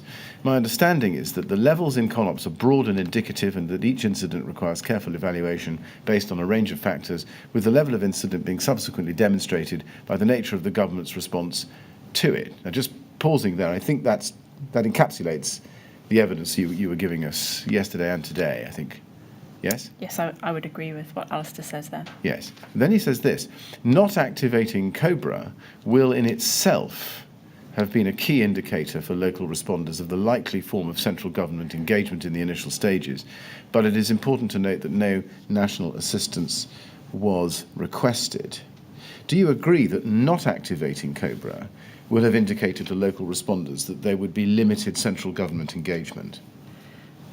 I wouldn't put it like that, no. I think I would agree that not using that label would indicate that there weren't likely to be, immediate decisions required from central government. Because obviously, if there were, then we'd very likely use that label quite quickly. So I think it indicates, as I said before, that the central government role in that very immediate, 48-hour response phase was likely to be much less than in the more extensive recovery phase. Yeah, yes. I mean, the point is what we get from this, that actually what you were doing was de facto operating COBRA, but just not calling it COBRA, because if you called it COBRA, that would indicate that local responders might expect central government engagement in the initial stages. I think that is not a correct characterisation of the rationale, but as I said before, the processes followed are the same, essentially. Well, that's the point. The processes followed are the same. Your internal documents call it COBRA because it's the same, and yet you were at pains, and you've been at pains to make it clear that this was not an activation of COBRA. And I'm putting to you that the logic of not activating COBRA publicly was because you didn't want to indicate to RBKC that central government might come in. No, I don't think that is the logic. I don't think any part of that rationale was about RBKC. It was reflecting our understanding of what might be required from central government at that time. And why wasn't COBRA activated on the 15th or 16th of June in its full public sense? We are activating COBRA, when it became clear that there were significant issues as we've been through. Because on the 16th of June, the Grenfell Ministerial Recovery Task Force was formed. It was clear that the issues that were arising, could be dealt with very effectively under that banner. It was only at the meeting on the 15th that the really significant concerns about RBKC fully crystallised as we went through earlier. Yes, so why not activate COBRA then on the 16th? Because we had a prime ministerially chaired ministerial recovery task force which could do the job, which as I said was more under the job under the heading of recovery perfectly well. Now let's then look, in light of that, to CLG 408533.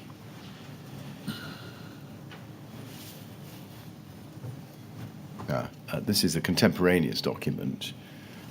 It's an email from Melanie Dawes to the late Jeremy Hayward on the 16th of June, this is the Friday, at 1949, on that evening.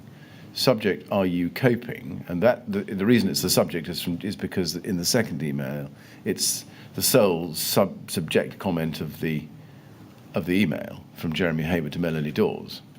And she comes back. She doesn't answer his question, but she says, by the way, the new Gold Command is clear that this is more complex than 7.7. One clear lesson, we should have had a PM-chaired COBRA on Wednesday. Do you agree? No. You don't agree with Melanie Dawes? No, that doesn't match my assessment, no. Why not? For the reasons that I've already given, the evidence we had at the time didn't indicate that there was a significant requirement from central government, and even if it had done, we had already drawn together ministers in exactly the same way as we would have done for a COBRA meeting. So it's not clear to me what difference it would have made. Was it the case that despite being told about the unprecedented nature of the fire, central government underestimated the magnitude of the disaster, which informed their hands-off approach in the first few days until perhaps the Friday? I definitely wouldn't agree with the term hands-off approach. I mean, you had groups of ministers being brought together on a daily basis, monitoring very actively events on the ground. All right, let me rephrase the question then. If you don't like hands-off. Okay, let's try this. Do you accept that as of the Friday evening, a clear lesson to be learnt was that the disaster was of such a magnitude that it would have justified a PM-chaired COBRA on Wednesday, the day of the fire? No, I don't, because even with the benefit of hindsight, when I look back, I can't identify a decision that was not taken by the group of ministers that came together that would have been taken by something with a COBRA brand on it. Now let's go back, if we can, to the internal lessons learnt document at CAB 50105.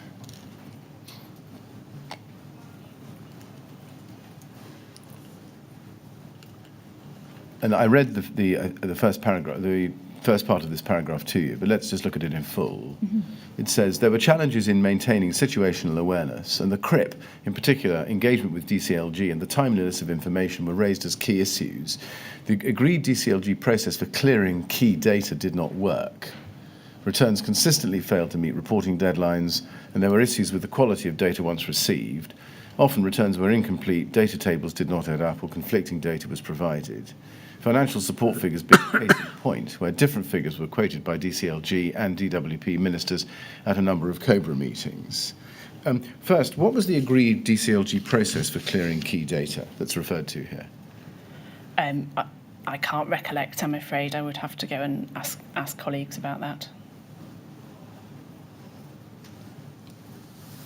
Well, you might.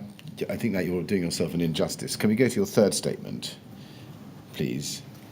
Page 28.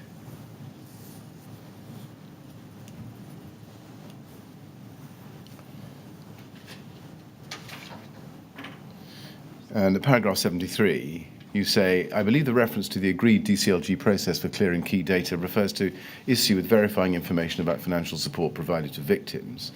Although it falls outside the 7-day period specified by the inquiry, and then you attach an email chain, and you go on to say it demonstrates that it was confusion about the basis on which these figures were being provided. DCLG's preferred process was that information cleared by Recovery Gold should be used rather than information provided by the Department for Work and Pensions. Now, my question, which perhaps is better directed to this paragraph, was what was the agreed DCLG process that you're addressing here? So I think my understanding of the process is drawn from the email chain, which is exhibited, and it's set out here, which is that information should be only information which had been cleared by Recovery Gold, that is to say, Mr. Baradell, should be used in the CRIP rather than the DWP numbers, and clearly those numbers had not been consistent at all points. So that's my understanding, but it's based on that email chain. And when did you, or to your knowledge, your department first become aware that there were problems with the agreed DCLG process for clearing key data, such as those set out in this paragraph, the paragraph of the internal review? I think, as we've covered, there were challenges from the early stages of this response in being completely clear about numbers of tenants, for example. This particular process is about the financial grants which were provided to families and to individuals. So I'm afraid I would have to refresh my memory on exactly when that began and when those issues began. Now, let's go back to the internal review document, please. That's CAB 50105, page 1, paragraph 5, in the bold section. And we've covered this already to some extent, where it says CCS should have pushed harder for both the DCLG liaison officer to be embedded in the Cobra situation cell and for a change in the internal DCLG clearance process to improve quality and timeliness of information. Is it right that you haven't been able to locate any correspondence to indicate that the CCS asked for a DCLG liaison officer to be embedded in the situation cell? I think that's correct, yes. So is it right that rather than CCS not pushing hard enough for a DCLG liaison officer to be embedded, it appears that actually the CCS didn't push at all? It's hard to be sure because obviously large amounts of contact between CCS and DCLG would have been taking place on the telephone, so there may have been a request through that means of which I would have no evidence. I think all I can say is we can't find an email chain evidencing that request. Right. Do you accept that the CCS should have pushed harder for a DCLG liaison officer to be embedded in the Cobra situation cell? Yes, I mean, I have no reason to disagree with the findings of this report, no. And on page 2, if we go to next steps, it says, subject to views, the intention is to pick up the recommendations as part of the refresh of our Cobra operating procedures and crisis management training material. Now, first, was there in fact afterwards a refresh, as it's put, of the Cobra operating procedures and crisis management training material? I'm afraid I can't recollect, but I will very happily go back and ask my colleagues. Right. What was wrong with the Cobra operating procedures? Not least that since Cobra wasn't triggered. So the Cobra operating procedures here is referring to the CONOPS, and it would be really normal after any lessons learned exercise to draw those lessons back into the doctrine. So in the case of the point you were just exploring, you might add to the CONOPS a suggestion that if there were data problems, a liaison officer be embedded, for example, continuous improvement process. But if CONOPS wasn't operated, but a sort of ghost version instead, what was the point of reviewing the actual written operating procedures for improvement? So it's not the case that a ghost version of CONOPS was operated. That is the framework of doctrine used to inform how the central response operates, whether or not it has a Cobra badge on it.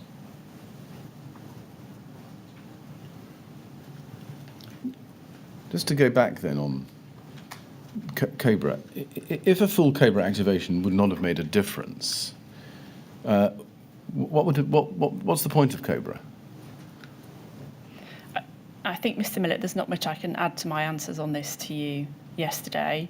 I mean, the point of Cobra is it's a mechanism to bring ministers together to ensure quick decisions are made in a crisis. It's not the only means of achieving those things, but it is an effective one.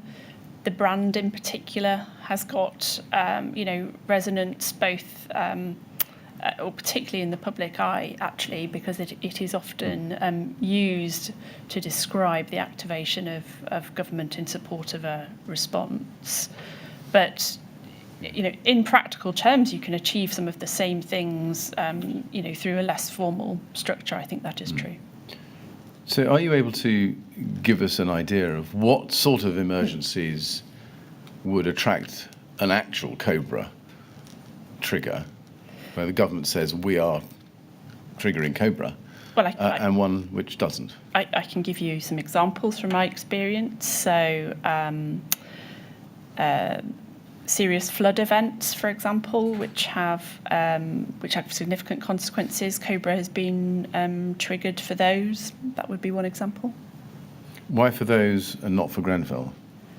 For the reason I gave before, that usually in an event, in a large magnitude flooding event, it's clear pretty early on that central government decision making in the response phase is going to be required.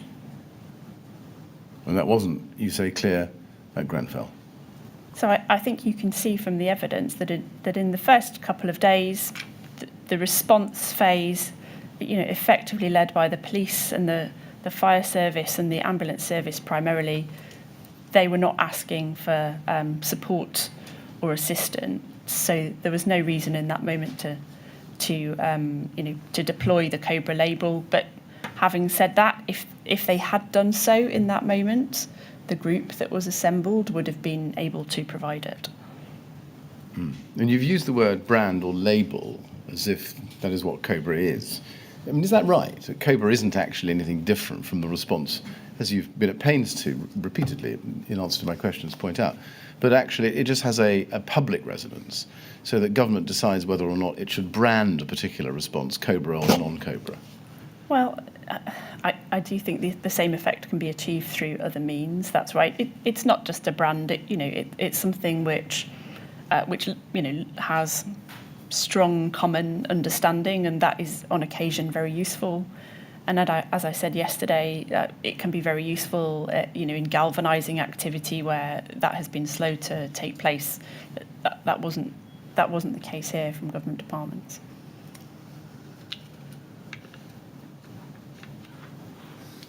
Let's go to CAB 3014827. I'd like to turn to a slightly different topic on this document, which is discussions with number 10. And this is an email from,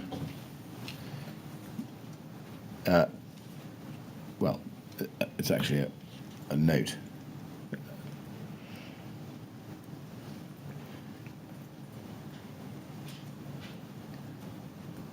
So this is CAB 3014827. Yes, thank you. Official sensitive. Key points from discussion with number 10. Now, I should tell you that this is a note drafted, we believe, by Peter Tallentire. But is it something you've seen before, Ms. Hammond? I have seen it before this hearing, yes. Right. Am I right that it was written by Peter Tallentire? Yes, I think what it is the contemporaneous note that he made for himself of his discussion with number 10 officials in the course of preparing the Cross Whitehall Lessons Learned document. Right, and I think we can date this to August 2017. But would that be right? That timescale would fit, yes. Right. Now he records a number of points, and the first is took too long for RBKC to ask for help. And you can see what is said there. But if you look at the third paragraph down, he says, unclear and unsatisfactory division of responsibility between John Barradell for the victims in the tower and RBKC for everyone else.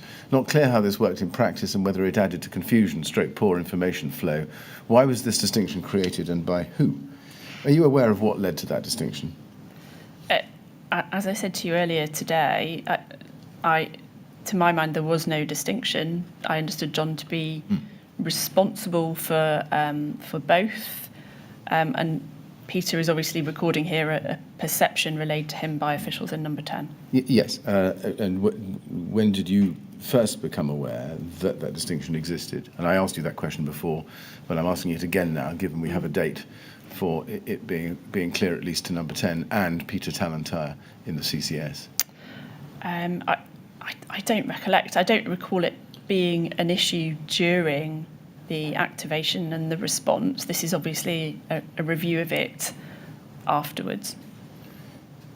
Do you agree, or did you agree, did you perceive that inevitably led to differential treatment as between affected residents, between those in the tower on the one hand and those in the walkways and other buildings on the other?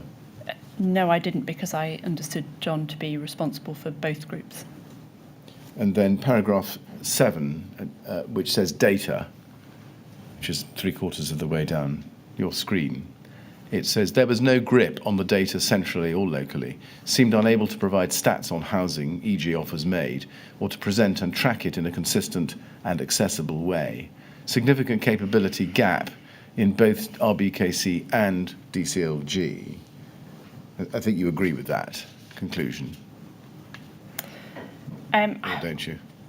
So I certainly agree there's some data challenges, and those are well recorded. I think this is how that played out in the perception of number 10. So legitimate from their point of view. Legitimate from their point of view because it's in a number 10 document, but it's a number 10 document, or rather it's a CCS document taking points of discussion from number 10. Does it reflect the CCS understanding as well at the time? So the CCS understanding was certainly that there were issues with the data, and we've been through that. This is the number 10 presentation of that issue. The CCS one is obviously captured in other ways. But I think the points are fundamentally very similar, that there were challenges in being precise on some of these important data points. And then impossible to contact people in DCLG, so hard to get answers quickly, stroke at all. That's the number 10 experience relayed to Peter Talentire. Did it reflect yours? No, I don't think so. Added to pressure on private offices as they were used as conduits, better info management structures critical, lack of phone numbers and email addresses that were answered. That was number 10's experience. Was it yours? No, and I think you've seen a number of examples of emails sent by me being responded to by DCLG officials. Should have augmented DCLG private office, capable people, one of best out of crisis, but out of depth here and couldn't handle volume of info flowing through. That was number 10's impression. Was it yours? I had no impression of DCLG private office in this period. I wouldn't have been interacting with them directly. And now, are you able to explain why, at least on some of these points, number 10's impression was rather different from yours? Well, I think everybody involved in a particular incident, sees it from their distinct perspective with their, set of responsibilities in mind. That's why these lessons learned processes draw in lots of inputs and look for commonality and themes between them. What was number 10 seeing that you weren't, which, so far as you can understand it, would lead them to these conclusions, but not you? Well, clearly they're engaging with different parts of the department, perhaps. So the number 10 private office would be engaging directly with DCLG private office in a way that I wouldn't be doing, so that would give them a different perspective, for example. But your role was one of coordination, yes, between government departments and number 10. So my DCCS's role is one of coordination of the response. Private offices obviously are directly in support of ministers or senior officials, and they would be interacting with number 10, continually. That's completely normal way that government business is done. And then it says DCLG MD reassured JJH that all okay and had all the staff they needed, but evidently not the case. Is that your experience?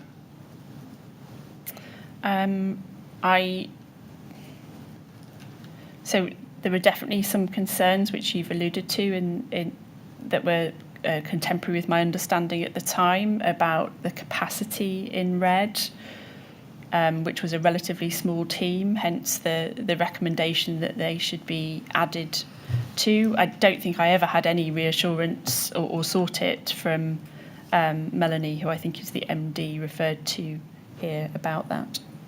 Right. And what I'm really just seeking to get a handle on is how come, if the CCS was doing its role of liaison as you've explained, why it is that that number 10 had these impressions are set out in this document as reflected to Peter Talentire, but you didn't. I mean, why is that? Because everybody has different sources of information, depending on their role, and are interacting with different people on different topics. We were obviously very focused on coordinating the response. We wouldn't, just to pick an example, be focused on briefing for Prime Minister's questions, which is referred to further below, in the same way that number 10 would have been. That would have informed their experience. It wouldn't have informed mine. We have different roles. So Was number 10 closer to the facts than the CCS? The particular facts as set out in the precise paragraphs I've read to you. Well, I think these are views rather than facts, and as such, I don't think you can be closer to them or otherwise. I'm just seeking to understand the discrepancy between the reflection, conclusions, let's call them that, in this document, and your own conclusions on the same problems. Well, there are some points of commonality here, of course there are. So, the first point, I think I would agree that RBKC, had it known it was in difficulty sooner, should have asked for help sooner. But there are elements of this which just reflect different roles.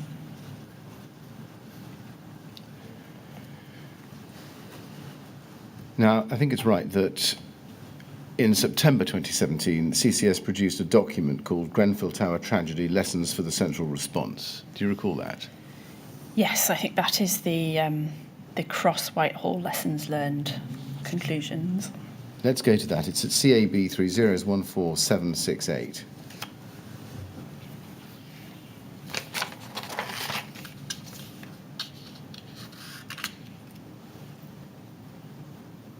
And am I right in thinking that it was intended to capture wider cross-government lessons for the future operation of the central response? Yes, that's right. And I think the document we were just referring to would have been one of the conversations which fed into this document. Yes. And am I right also that Peter Tallentire led on this project, but given your role, did you review the report or oversee the process? So Peter led on drawing it together, and as I said before, I would not have interfered to impose my views. He would have shown me the report once it was drawn together. Now, if you look at this first page of the document, under timeline, it starts with the identification of the fire by the National Security Secretariat, watchkeepers around 1:30 from social media. And then halfway through the paragraph it says, this information informed a discussion with number 10 as to the central government response and led to the decision by 10 a.m. to convene a ministerial meeting that afternoon, 4 p.m., chaired by the Minister of State for Policing and the Fire Service, to review the situation and consider the need for further central government assistance. Now, just pausing there, I think we can agree that that's clearly a reference to the 4 p.m. 14th of June meeting chaired by Nicholas Hurd.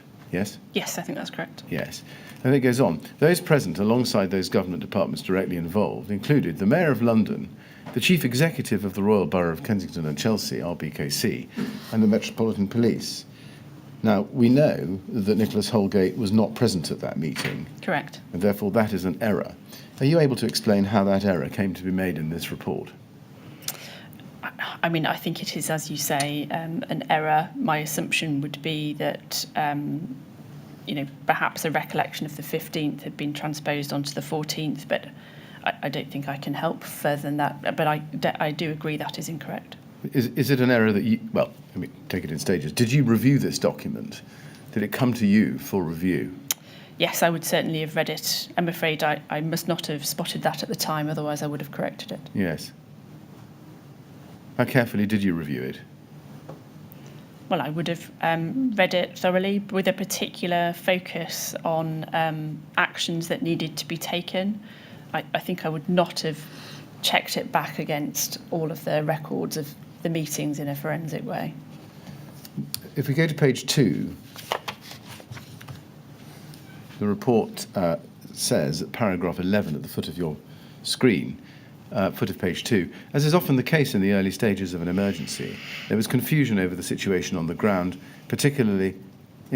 particular, the number of households displaced in the surrounding area and the vulnerability of many of those affected. This was not helped by the apparent inability of the RBKC to get sufficient trained people out on the ground to assess the situation or to appreciate or anticipate their needs. The situation was compounded by reassurances from the Council's senior leadership that they were on the job and a reluctance to accept offers of help despite offers from London authorities and central government. As a result, there appeared to be a significant discrepancy between the situation as generally understood in Whitehall for the first 24 to 36 hours and that facing the local community. The full scale of the problems only became clear across Whitehall following the Community Secretary's visit to the scene on Friday the 16th of June and the subsequent discussion in Cobra. And now, do you agree, or, well, let me put it this way, sitting there now, do you disagree with any part of what I've just read to you?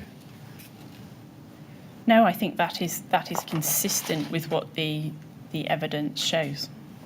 Was it consistent with your experience to date in September 2017? I'm sorry, I don't quite understand that question. Well, your answer was that you thought it was consistent with what the evidence shows, Yes. which is a judgment on the evidence. What I'm asking you is for your recollection yourself, and what I've put to you, is it consistent with how you remember things yourself as at September 2017, looking back on it from that date to the June? I mean, I can't recall what my views were in September 2017, I'm afraid, but I don't see reason to take issue with it. And if we go to page 4, paragraph 17, it says, it was sensible to convene a ministerial meeting on the Wednesday afternoon and to involve key partners from the London responder community. With the benefit of hindsight, this might have been chaired by a more senior minister, as recommended by Cabinet in the aftermath of the flooding in 2014-15. However, to have made a real difference, ministers and officials needed a much better understanding of the real situation on the ground, particularly the scale of the need and the lack of effective support from the statutory agencies. Again, is there anything in that with which you would disagree? So I think the final point is the key one there. So I wouldn't disagree that it could have been chaired by a more senior minister, and that would have been, within the bounds of normal, certainly. But the second point is the key one, that it's difficult to see what would have been different based on the information available at the time. And there's a reference there to a recommendation made by Cabinet in the aftermath of the flooding in 2014 to 15. What was that recommendation? Oh, I can't recall, I'm afraid. I'd have to go back and look at the documents. Right. Were you aware on the 14th of June that a recommendation had been made 2 to 3 years previously that a senior minister should chair an aftermath meeting? I can't remember, I'm afraid. And would it have made a difference? I know that these counterfactuals are very difficult questions, but did you, in September 2017, perceive that it would have made a difference if the Home Secretary had been available to chair the first ministerial meeting on the 14th of June, as this note suggests? I don't think I did, and that's because, as I said before, I can't identify something that wasn't done because a more senior minister wasn't in the chair. Paragraph 18, under public communications, says this: the failure to understand the local community or the poor support provided to those affected fed through into the government's public and parliamentary handling, with no coherent central government media strategy in place until some days after the fire. Do you disagree with any of that? I don't have reason to second-guess that judgment, no. And sitting there in September 2017, what impact did you think that had on the response? Well, I think this is fundamentally talking about public perception of the response rather than the decisions and the actions that were taken.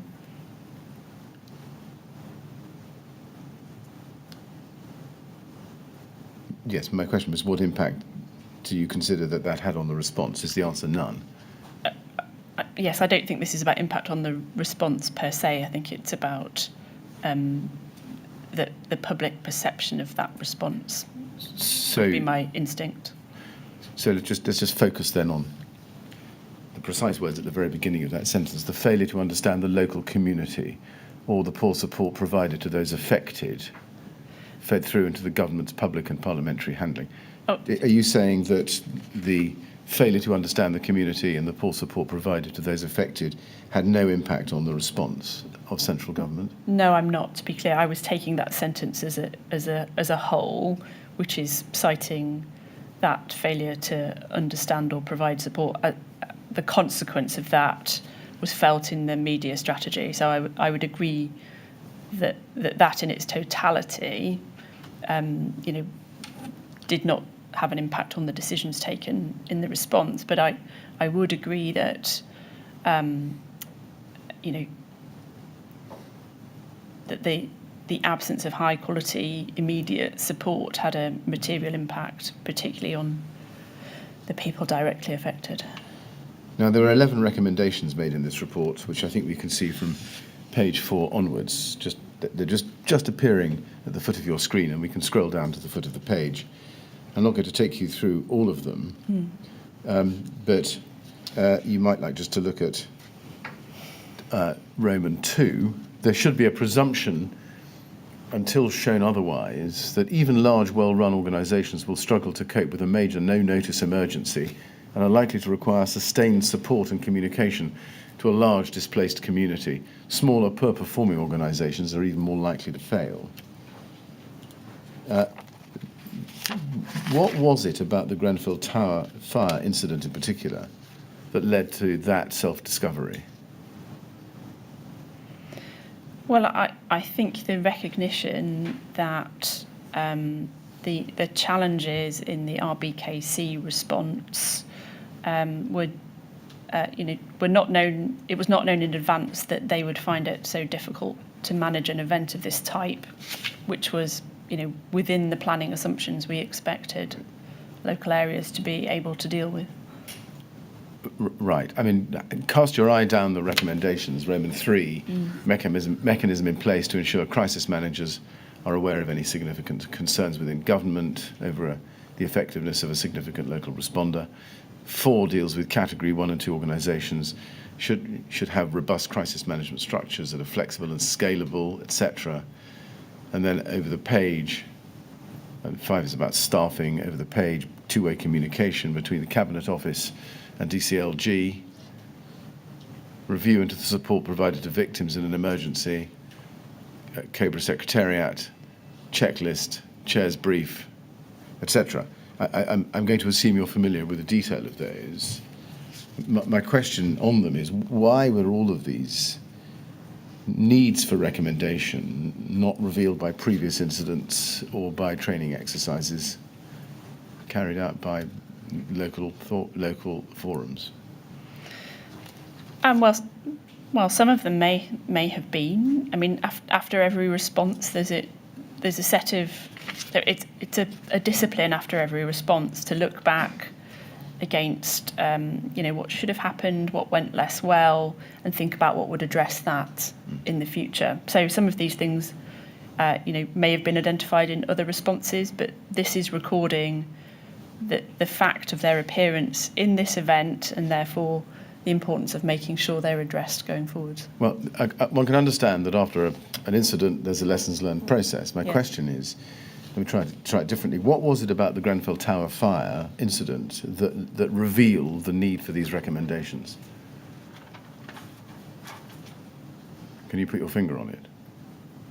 Well, I think it's very difficult to answer that question simply. I mean, this is an accumulation of all of the experiences of many people in that response. So that's what leads to these recommendations.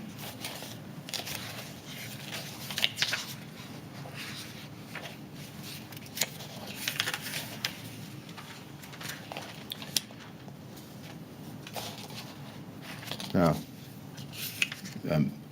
finally, in your first statement, let's go to page 24, paragraph 85. And this was your first statement, not your second or third, it's fair to point out. But in paragraph 85, you say this, in answering the question, was the response adequate, and if not, in what respects was it inadequate? Overall, I believe that CCS responded well, promptly and appropriately to the Grenfell fire. I've commented on this as part of my response to 13B above. Now, looking back now and having reviewed further material from the time, partly as a result of your second and third statements and partly as a result of giving us the assistance that you have over the last day and a half, for which we're grateful, do you consider that the CCS's response to the Grenfell Tower fire was adequate? Yes, I do. Based on the information that we had at the time, I would stand by that statement. Do you have any further observations on the adequacy of the response delivered by central government more widely? Well, only to say that I would endorse the carefully gathered and compiled lessons that were put together afterwards. Mr. Chairman, is that a convenient moment? We've come to the end of The usual break. questions. Yes. Yes. Well, Ms. Hammond, you probably know that although Mr. Millett's reached the end of his questions, as he thinks, we have to give a little break now so that he can consider the position, and also so that others who are following the proceedings from other places can suggest questions that may need to be put to you. So we'll break for 10 minutes. Would that be enough, Mr. Millett? Yes. 20 to 4? Yes. 20 to 5, I'm sorry. 20 to 5. Yes. Yes. Right, we'll break now until 20 to 5, and then we'll see whether there are any more questions for you. Thank you. Thank you very much.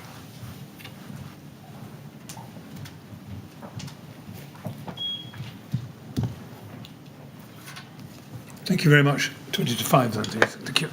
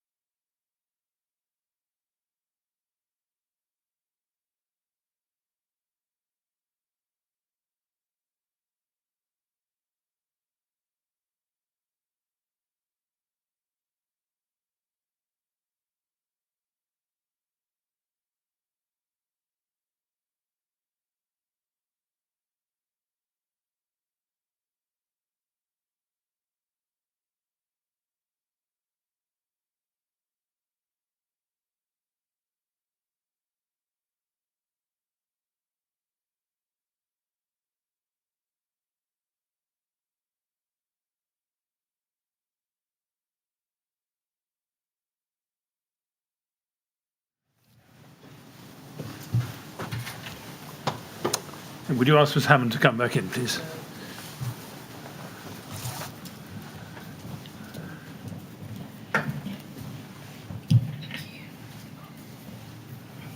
Right, well, we'll see if there are any more questions for you, Ms Hammond.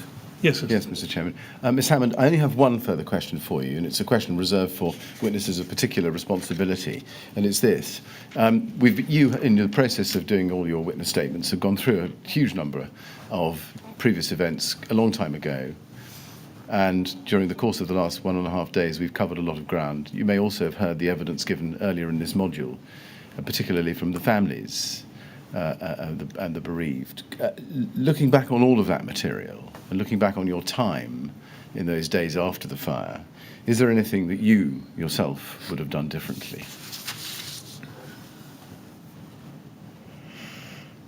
Well, I think I would draw on the lessons we learned at the time, and the thing I take away is the continual need always to probe that when people say they don't need help, they do in fact mean it. So I guess that's what I would have done differently. Well, thank you very much. It only remains for me to thank you very much for coming to the inquiry and assisting us with our investigations. We're extremely grateful to you, and say thank you very much indeed. Thank you. And indeed, we are grateful. Thank you very much indeed for giving up quite a lot of time to help us with our investigations. It's particularly interesting and useful for us to have some insight into the workings of government. Otherwise, we just get the documents which often don't really give us the picture that we really need to obtain. So we're particularly grateful to you for coming along. Thank you very much indeed. And now, of course, you're free to go. Thank you. My pleasure. I wish you every success in concluding your inquiry. Thank you.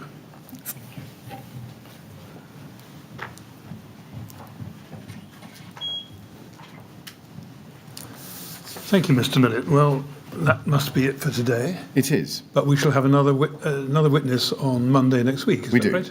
We do.